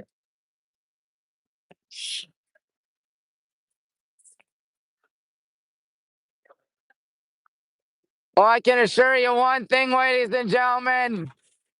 It is no longer short sleeves weather out here, folks. It is, however, cold weather.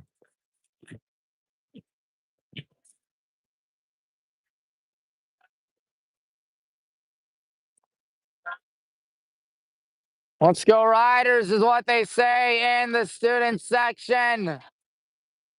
They're going to need a lot of help. Well, the good news for Roosevelt is that for the first time today, we will. You can say that again. Say that again. That was Kane Taylor with the input. Looks like Anthony's out too. My goodness, a lot of banged up players for us. Oh, you got. But anyways, it looks like Sam Snellenberger, who is the only guy listed as a kicker, will come out for the first time today. Or Bryce Anderson, excuse me, Bryce Anderson. Number 33, the first time they have utilized the kicker tonight.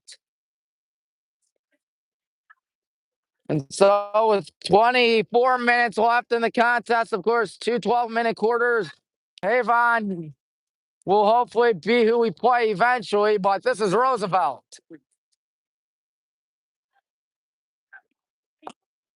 First of the Avon game. You know that by now. You know me. I plan way too ahead, way far ahead in the future. Luke or Casey? I hope it's Casey, but they're afraid. They're just going to pooch it. That takes a bounce. You got to get there. Running up the middle, Chris Metzger. And Chris Metzger is still going. Not a bad return. 44-0. Obviously, the clock will be running for more than likely the entirety of the second half. You know you want to feed it to Casey just so he can break the county record. He sits at 4 touchdowns tonight. I don't know how many altogether, but one more and he breaks the record. We'll be at the 34-yard line. I don't know who's in for us. Looks like it is indeed Grady Gibb and Casey Miser. Nick Dubkowski, the slot man in motion. It's Luke. Wouldn't be surprised if we go to Casey, and we do. Casey Miser spinning. Casey Miser taken down after a gain of about 5. So over a minute gone by already in the second half and third quarter. 44-0.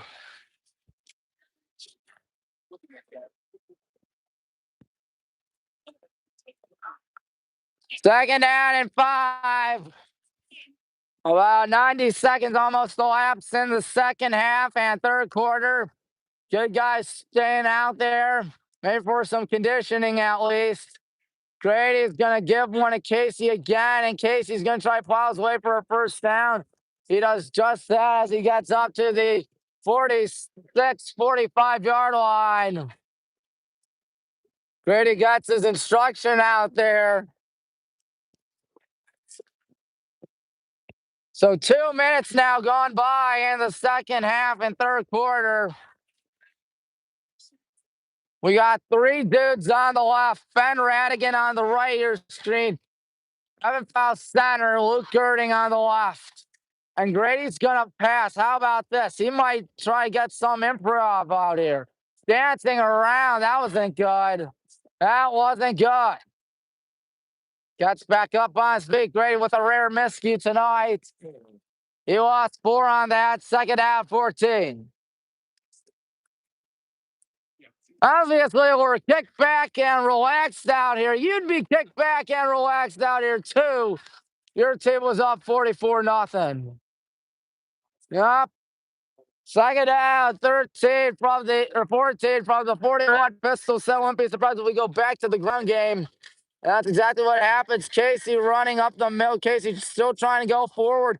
He is indeed going forward before they push the pile back. Up to about the 48-49, third down.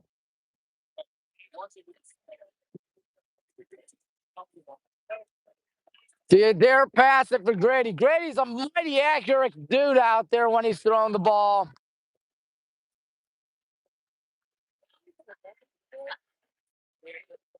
So it's third down and 5. Yeah, gotta get that conditioning in. As here comes Grady and pistol. Might give it to Casey again. Or play fake it. Firing, Luke Girding, nice catch. And then come hold on. A rare drop there by Luke. Typically reliable out there. Instead, we'll punt. Butterfingers is what they say, but you know what? Everything is still all good. Landon's punting. Oh, no, he's punting the first time tonight. Landon will be summoned out here to punt the ball, that is. Jaden Portis step back to return it. Here's Dan with the snap to Landon. Landon looking to pin him. That ball is going to take a bounce inside the 16, inside 10, inside the 5, all the way up to about the 2, maybe the 1. Could not have done that any better, folks. Stan Miller all over it.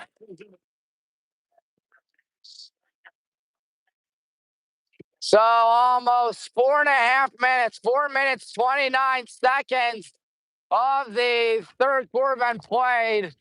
Coach Grissom, I gotta ask you a question. Grady's so accurate, but why is he a first baseman then? He's got an accurate arm. Fair enough. Fair enough.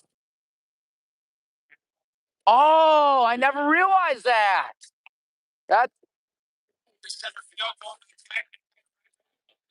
I never realized that, Coach. That was a very phenomenal point. You gotta have a good arm to be at first. And I don't. First down. It'll be up the middle for a gain of about nothing. Yep.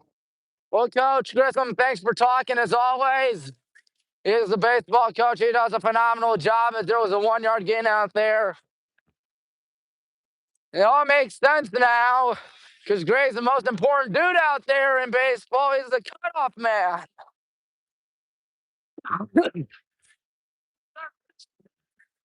I'd assume he'd be in the outfield, but hey, Coach Grissom knows what he's doing. Why would I ever doubt him?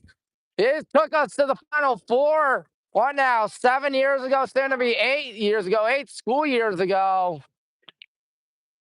Keep staying out there. Looking to pass. Cal falls down. This deep pass is too deep. Jaden Portis again. Gavin Peeps really showcasing that he's got a cannon out there with his right arm. There's just one major issue. He's been going it too far tonight. They're down at 9, halfway through the third quarter.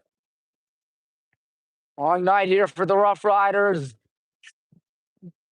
Fun night for the good guys, I'll tell you that.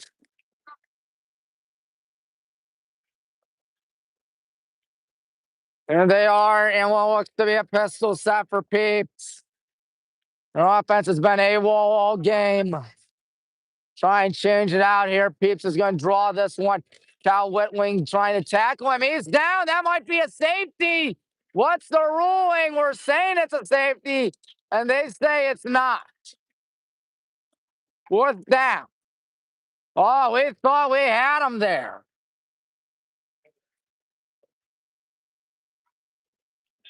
Fourth down, Peeps the punt. 5 minutes, 4 seconds till this third quarter's over. He's standing all the way at the goalpost, essentially. 4th down and 10.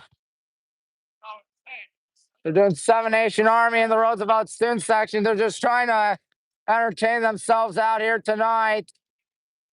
There's the snap. He might try to get it off and maybe trying to attract a foul. That ball is going to take a generous hop for us.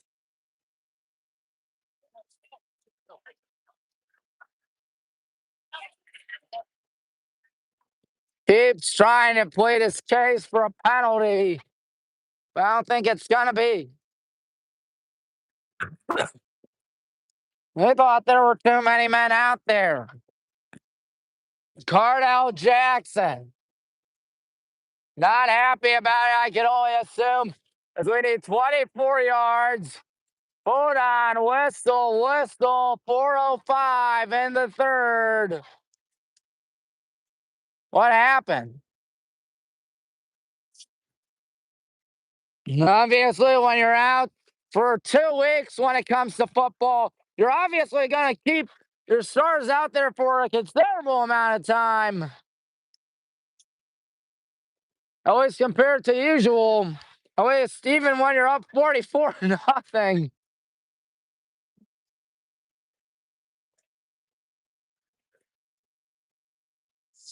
Now the referee is going to talk things over.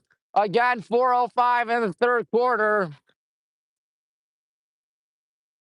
Maybe there was a too many men on the field thing.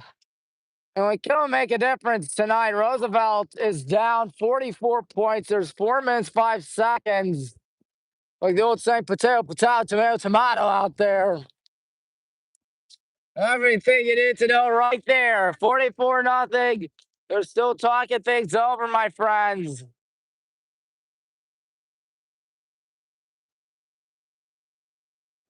Yeah, we'll see what happens. We're trying to do it in the student section.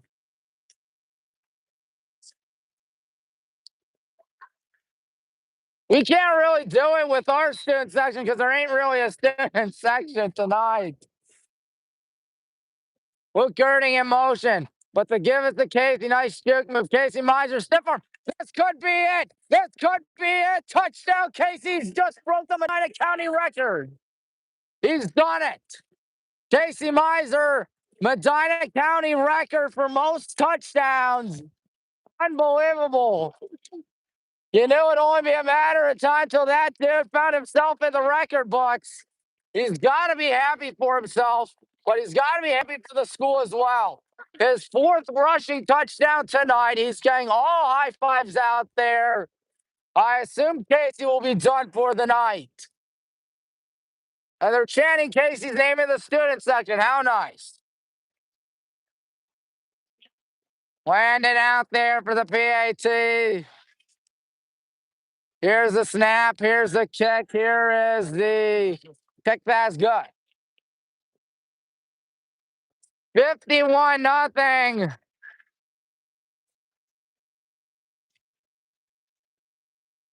So Casey Miser has just broken the county record. How many is that in his career, Mr. Bailey? Do you know? I know it's the new record. All right, thank you, though. You guys know how many touchdowns that's for his career? I know he just set the record. I don't know. You're good, you're good. Oh, yeah, you can say that again. It's a good night, of course, when Casey's got 5 touchdowns. I'd argue this is his best game thus far this season.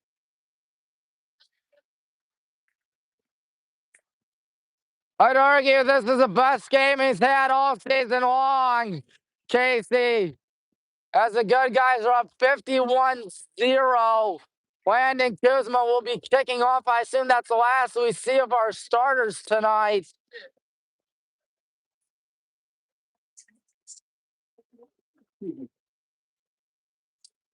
Landon ready. That's a record, right? County record. Thought so. Thank you, Coach Grissom. There's a good kick chasing him back out of the end zone. It's a touchback. 2.5 minutes left in the third quarter. We'll mercifully end the third quarter, for God's sake. William Zelensky floats the ball over to the ball boys for us. And I assume that is indeed the last you're going to see of our guys out there. Always good whenever everybody's got the second half as a vacation. So it's their starters against our backups, essentially. First down and 10. Kevin Peeps sends number 4, Keshawn Talbert in motion. Peeps might pass here or hand one off to Talbert. Talbert with a gain of about 2 up the middle. Well, those kids are having fun tonight. On behalf of everybody on our side, on our backs, on our sideline, I would say, and our stands. Hornets 51, Riders 0. Might be second to last play of this third quarter. 70 seconds. Peeps sends Talbert to his left. Man in motion, number 2, Jaden Portis. And Peeps will pass to the left side. It's caught by Portis. Portis Down at about the 31, that'll be a first down. This will be your last play of the third quarter. A 51-0 old-fashioned beatdown, if I were to say so myself. Yep, you see all the information right there. Good guys hung 30 on Roosevelt in the second quarter.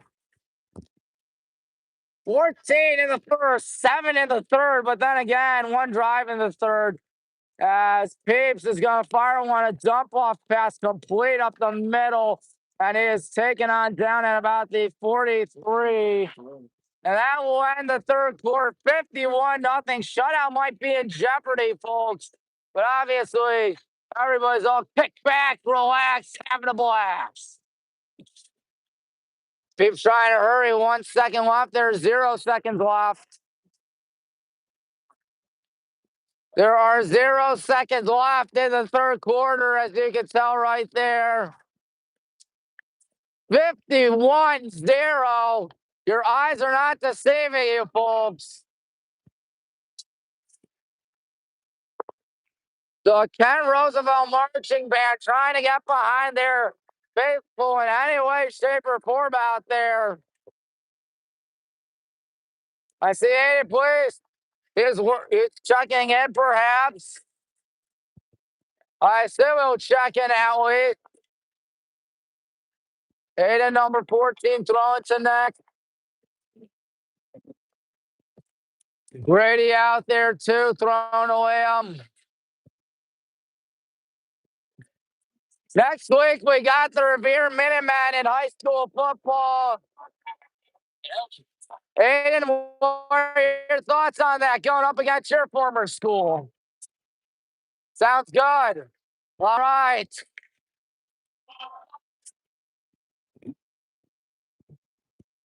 So, Revere next Friday night at Papano. Then Cuyahoga Falls in 2 weeks from now. And some high school football action and then the postseason.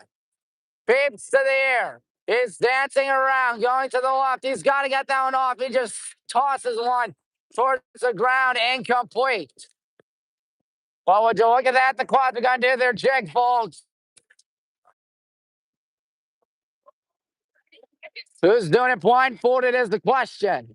Well, anyone do it blindfolded is the question. Will they even do it right now? There isn't a big student section tonight, which is pretty commonplace when it's a long drive out there. And when you know you're going to win the game big time, just like what we're doing out here tonight. Yep, we're up and running. Peeps, shotgun. About a man going by. The fourth quarter. He's going to the air again. He's looking around. He's trying to get this one off. He's dancing around to his left, trying to take off with this one perhaps. Peeps is going to run. Peeps is going to be shoved out of bounds. It's third down. Well, what's going on over here? The tiny student section really enjoying this. The tiny student section really got a kick out of that. As they usually do, except it's about 10-fold what we see, at least 20-fold. We see picking out here tonight.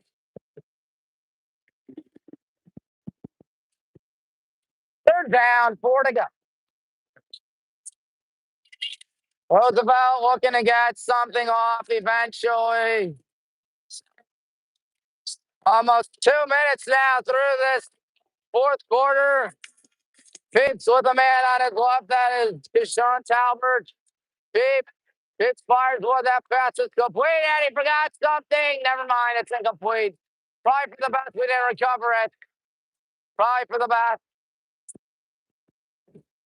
Whoa, upside down. How about that? How are you, Norm?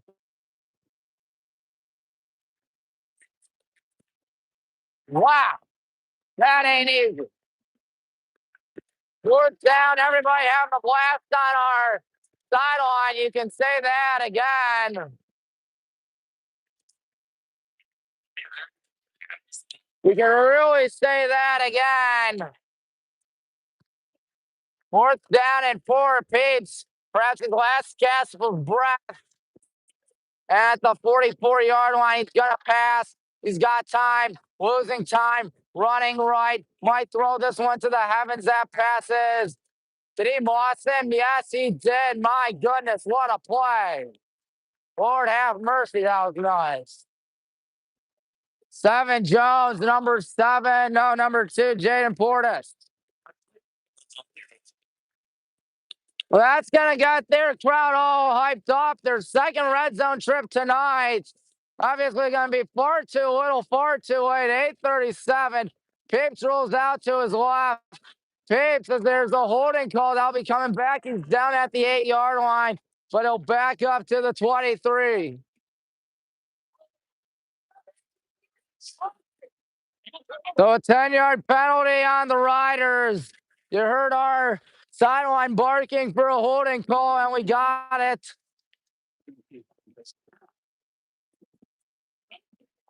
Clock still running, all over 8 minutes to go in the ball game. And last, Roosevelt can somehow squeeze in 7 touchdowns, 5 PATs, and 2 2-point conversions.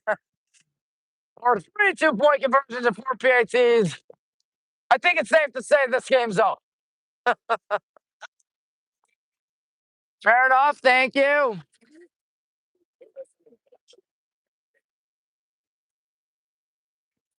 First down and 10 from the 23-yard line. Beeps, 10 on the play clock. Sending a man in motion, 5 on the play clock. Low snap, looks the pass. Beeps gonna float one. It's a screen pass caught. Running on the right side. He's gonna go down at about the 12. Second down and 9. I mean, you can complain about, the backups not doing as well, but you gotta remember they're literally going up against the Roosevelt starters. This is essentially JV against varsity. Odds aren't in your favor, even when you got a talented team and a talented system, most importantly, like the Black and Green Brigade does. 11 yards away from breaking up the shutout and spoiling it. Peeps might do a sweep here, or maybe not. He's going to pass. He's looking. He might not get this one off. He somehow escapes. He's going to throw one on the run. It is caught. He's going to try to escape. He is tripped up and tripped down at about the 12-yard line, and it's 3rd down. That was a phenomenal effort. There is a flag down. We'll see who it's on. Saw some laundry out there. 6 minutes, 8 seconds, 51-0. Think we made on something. We always hate to see the shutout get broken up, but when you're playing your backups against the starters, odds aren't really in your favor. And of course, you're just giving up a dignity touchdown by now. Whistle. 5:42, clock is stopped. Clock has stopped. We'll go to 7-0 on the season. Kent Roosevelt will go down to 4-4.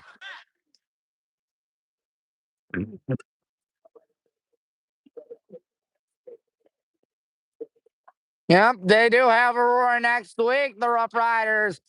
And then Talmadge in 2 weeks, both those games on the road. It's mentioned earlier in the broadcast.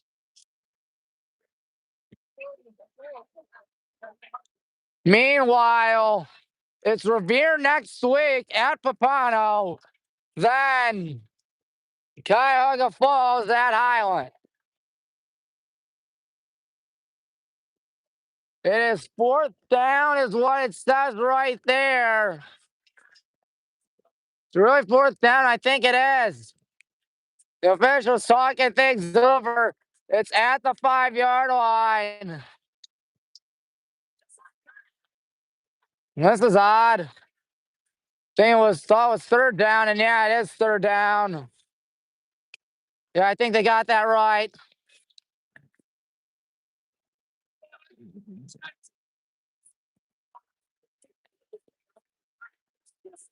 They're still talking things over. This is odd.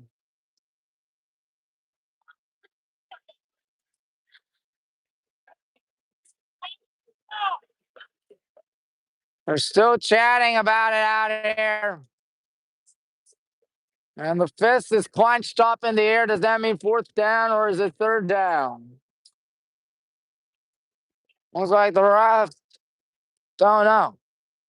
What I do know is that there's 5:42 left in the ball game. That's 51-0. We've been stopped for a considerable amount of time now. Oh my God, there has to be a limit to this. 3rd down, and they say, you know, let's get back up and running again. And the clock goes back up and running indeed. Peeps, pistol, Mekhi Jones in the backfield, I believe. And Peeps rolls out to the left, end zone, touchdown. Had a lot of noise being made out there on the Roosevelt side. They will not get shut out tonight. That's the only good thing you could say about tonight for Kent Roosevelt. Your starters scored against the backups. And the one bad thing is that you let your backup score against varsity. I know it's not your starters, but that's going to drive Coach Meyer absolutely crazy. That's going to drive him absolutely insane. 4:44 left in the ball game. Here's the snap. Here's the kick. That one's a knuckler, and he got it. 4:40 left in the ball game. Good for Roosevelt. Not good for us. Obviously, things are still good. I said it. You can't cough up the shutout and still be in good condition. That's exactly what's happening out here with 4:40 in the ball game.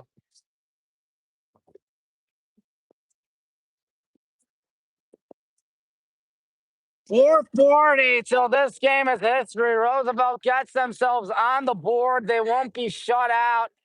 Coach Meyer probably pulling out his hair over that. Chris Meyer, our defensive coordinator, of course, Mike Gibbons, not only the head coach, but also the OC on the team. Well, safe to say who our player of the game is. It's Casey Meiser. Casey, 5 touchdowns, 4 of them on the ground. Of course, Casey set the Medina County record for career touchdowns, which is really incredible and really unbelievable.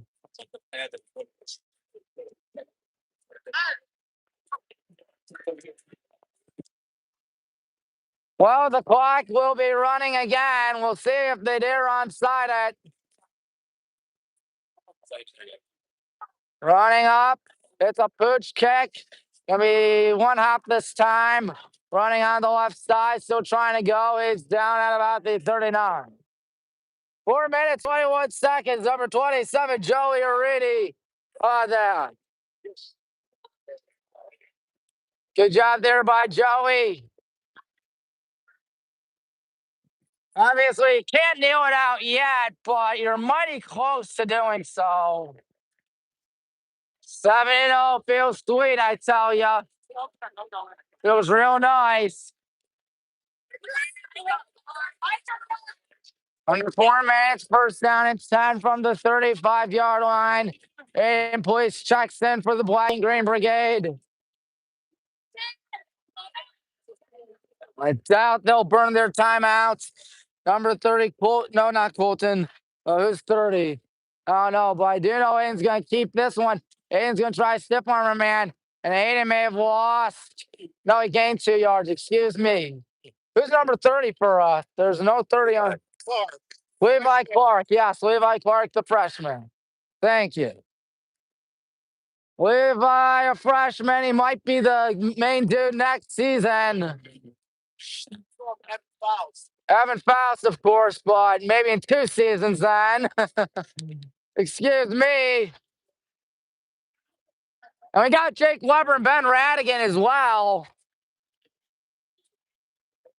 No, that's not Colton. Or Colton, yeah, he'll be out there next season. Logan Bernino. On that call, it's third down. Obviously, things are looking good. Johnny checks in for us. Tell you, Johnny Perucci is going to have to really get something going when he steps up to the plate next season. I don't doubt it. I know he'll do a good job. We have National Conference foes. Johnny's going to keep this one. Johnny with a first down. Johnny past midfield. Johnny might burn him like toast. Johnny still going. What a run there by Johnny Perucci. And now we can heal it out. Go towards victory formation. 51-7 will be the final. There's a look at Casey Miser, helmet half on. He just set the Medina County record for touchdowns, and he really deserves it, folks. It seemed like Frankie Ionaji, how could you possibly forget Frankie, too? As Johnny's going to give it to Frankie. Frankie running right. Frankie, nice juke move. Frankie might take this one to the house, and did he score? Yes, touchdown. Frankie Ionaji. And so the final score will be at least 57-7. Carson Kwiatkowski's been summoned for the PAT. Jake Weber will hold. Well, over 1 minute to go in the ball game. Dan's got the night off. Dan's got the snapping off, I guess. Carson on, trying to make it 58-7. Here's the snap. Here's the kick. It's a weak one, buddy. Got it. see by the scoreboard. Yep, Kane. You can say that again. Well, 49.8 seconds left in the ball game. The band plays one more time, or second to last time. We'll play it once the ball game is over, of course. Good night for the Highland Hornets.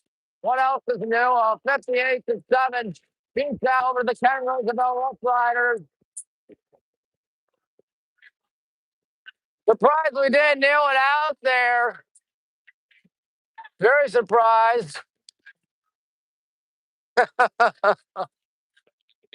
Having some fun with Grady.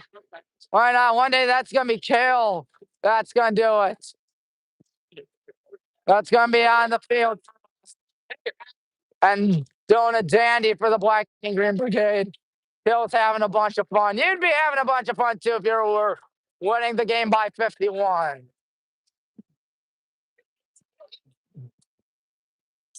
Oh, well, what do we have here? We have a kickoff from Landon Kuzma.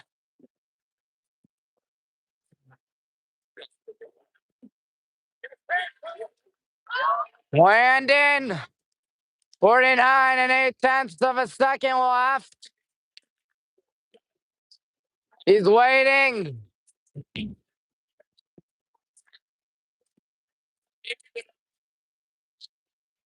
And the clock is running once more.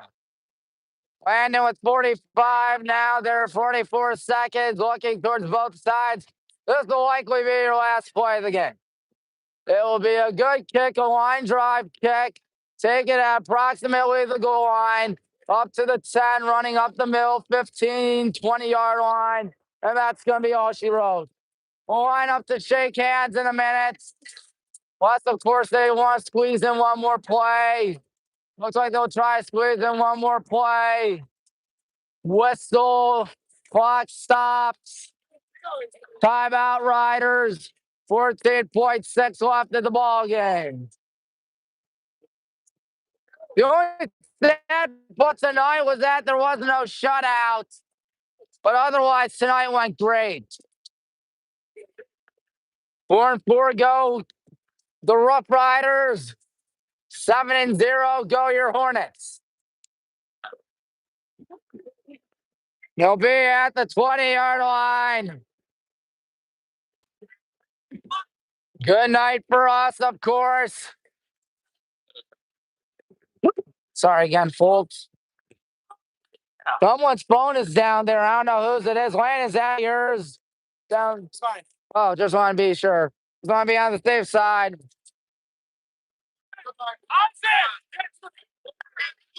First down and 10, 14.6 away from this game ending. This will be the last play of the ball game. If they can get it off, less than 10 seconds left. And they'll just go out with dignity, Gavin Peeps. Game over. 7-0 are the Hornets.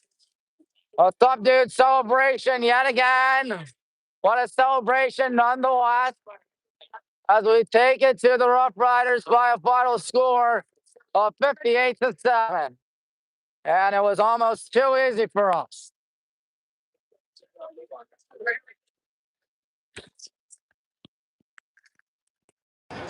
Again, Casey Miser is indeed your player of the game.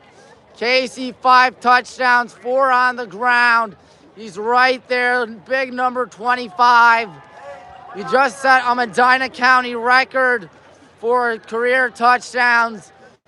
Casey's had a touchdown in each season he's played in, whether it's freshman, sophomore, junior, senior. Had one his freshman year. Thank you. That was actually nice of them. So the rule will be happening soon. The question is, who's doing it? Who is? Who's rolling? Tommy. No, I can't. That was a classic old-fashioned butt whipping. You're right, JMO. You're 100% right. That was next week. We got to march the next week. Yes, and against a much tougher team in Revere, yeah. We're going on a hunt. That's right. We did not come back with the right plan. We need the Minutemen. Too small. We want Minutemen. 400 hunters. So who's Do rolling? what the British couldn't do. Who's rolling out here? We're going to do what the British couldn't do. The Hornets are tough.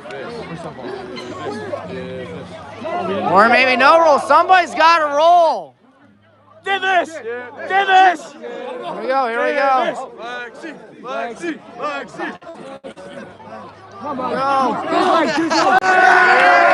There we go.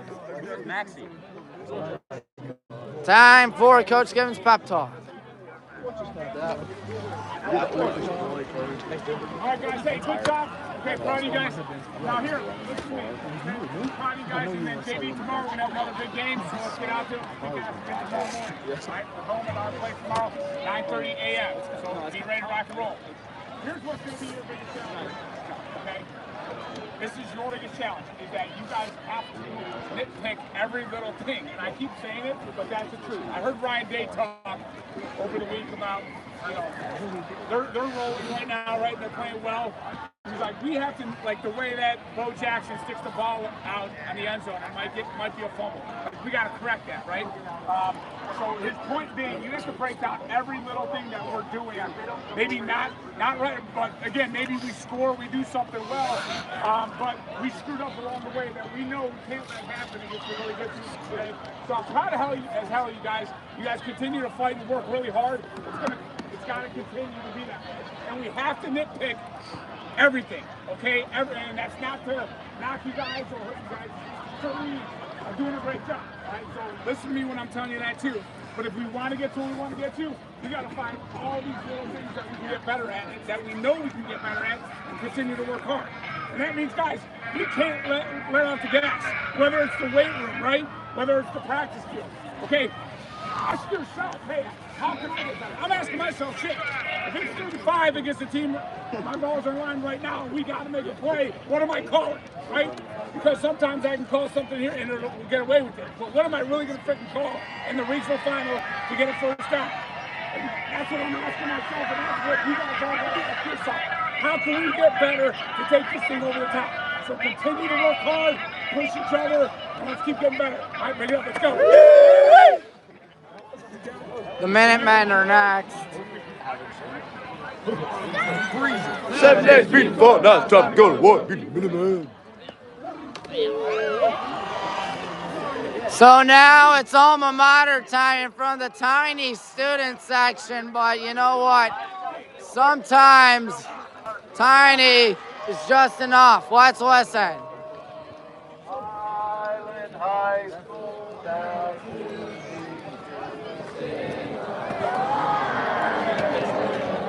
Good game, boys.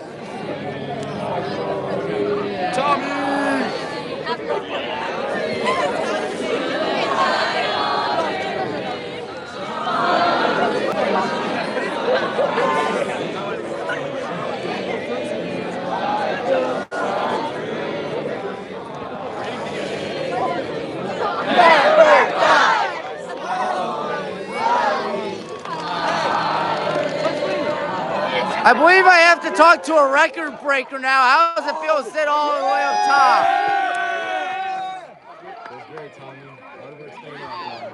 I mean, freshman year you had the touchdown, sophomore year you burst on the scene, and now it's accumulated to this. How can you describe it? Yeah, it's been a dream, you know, watching the great people before me like Lucas and Jake Rogers and all those guys.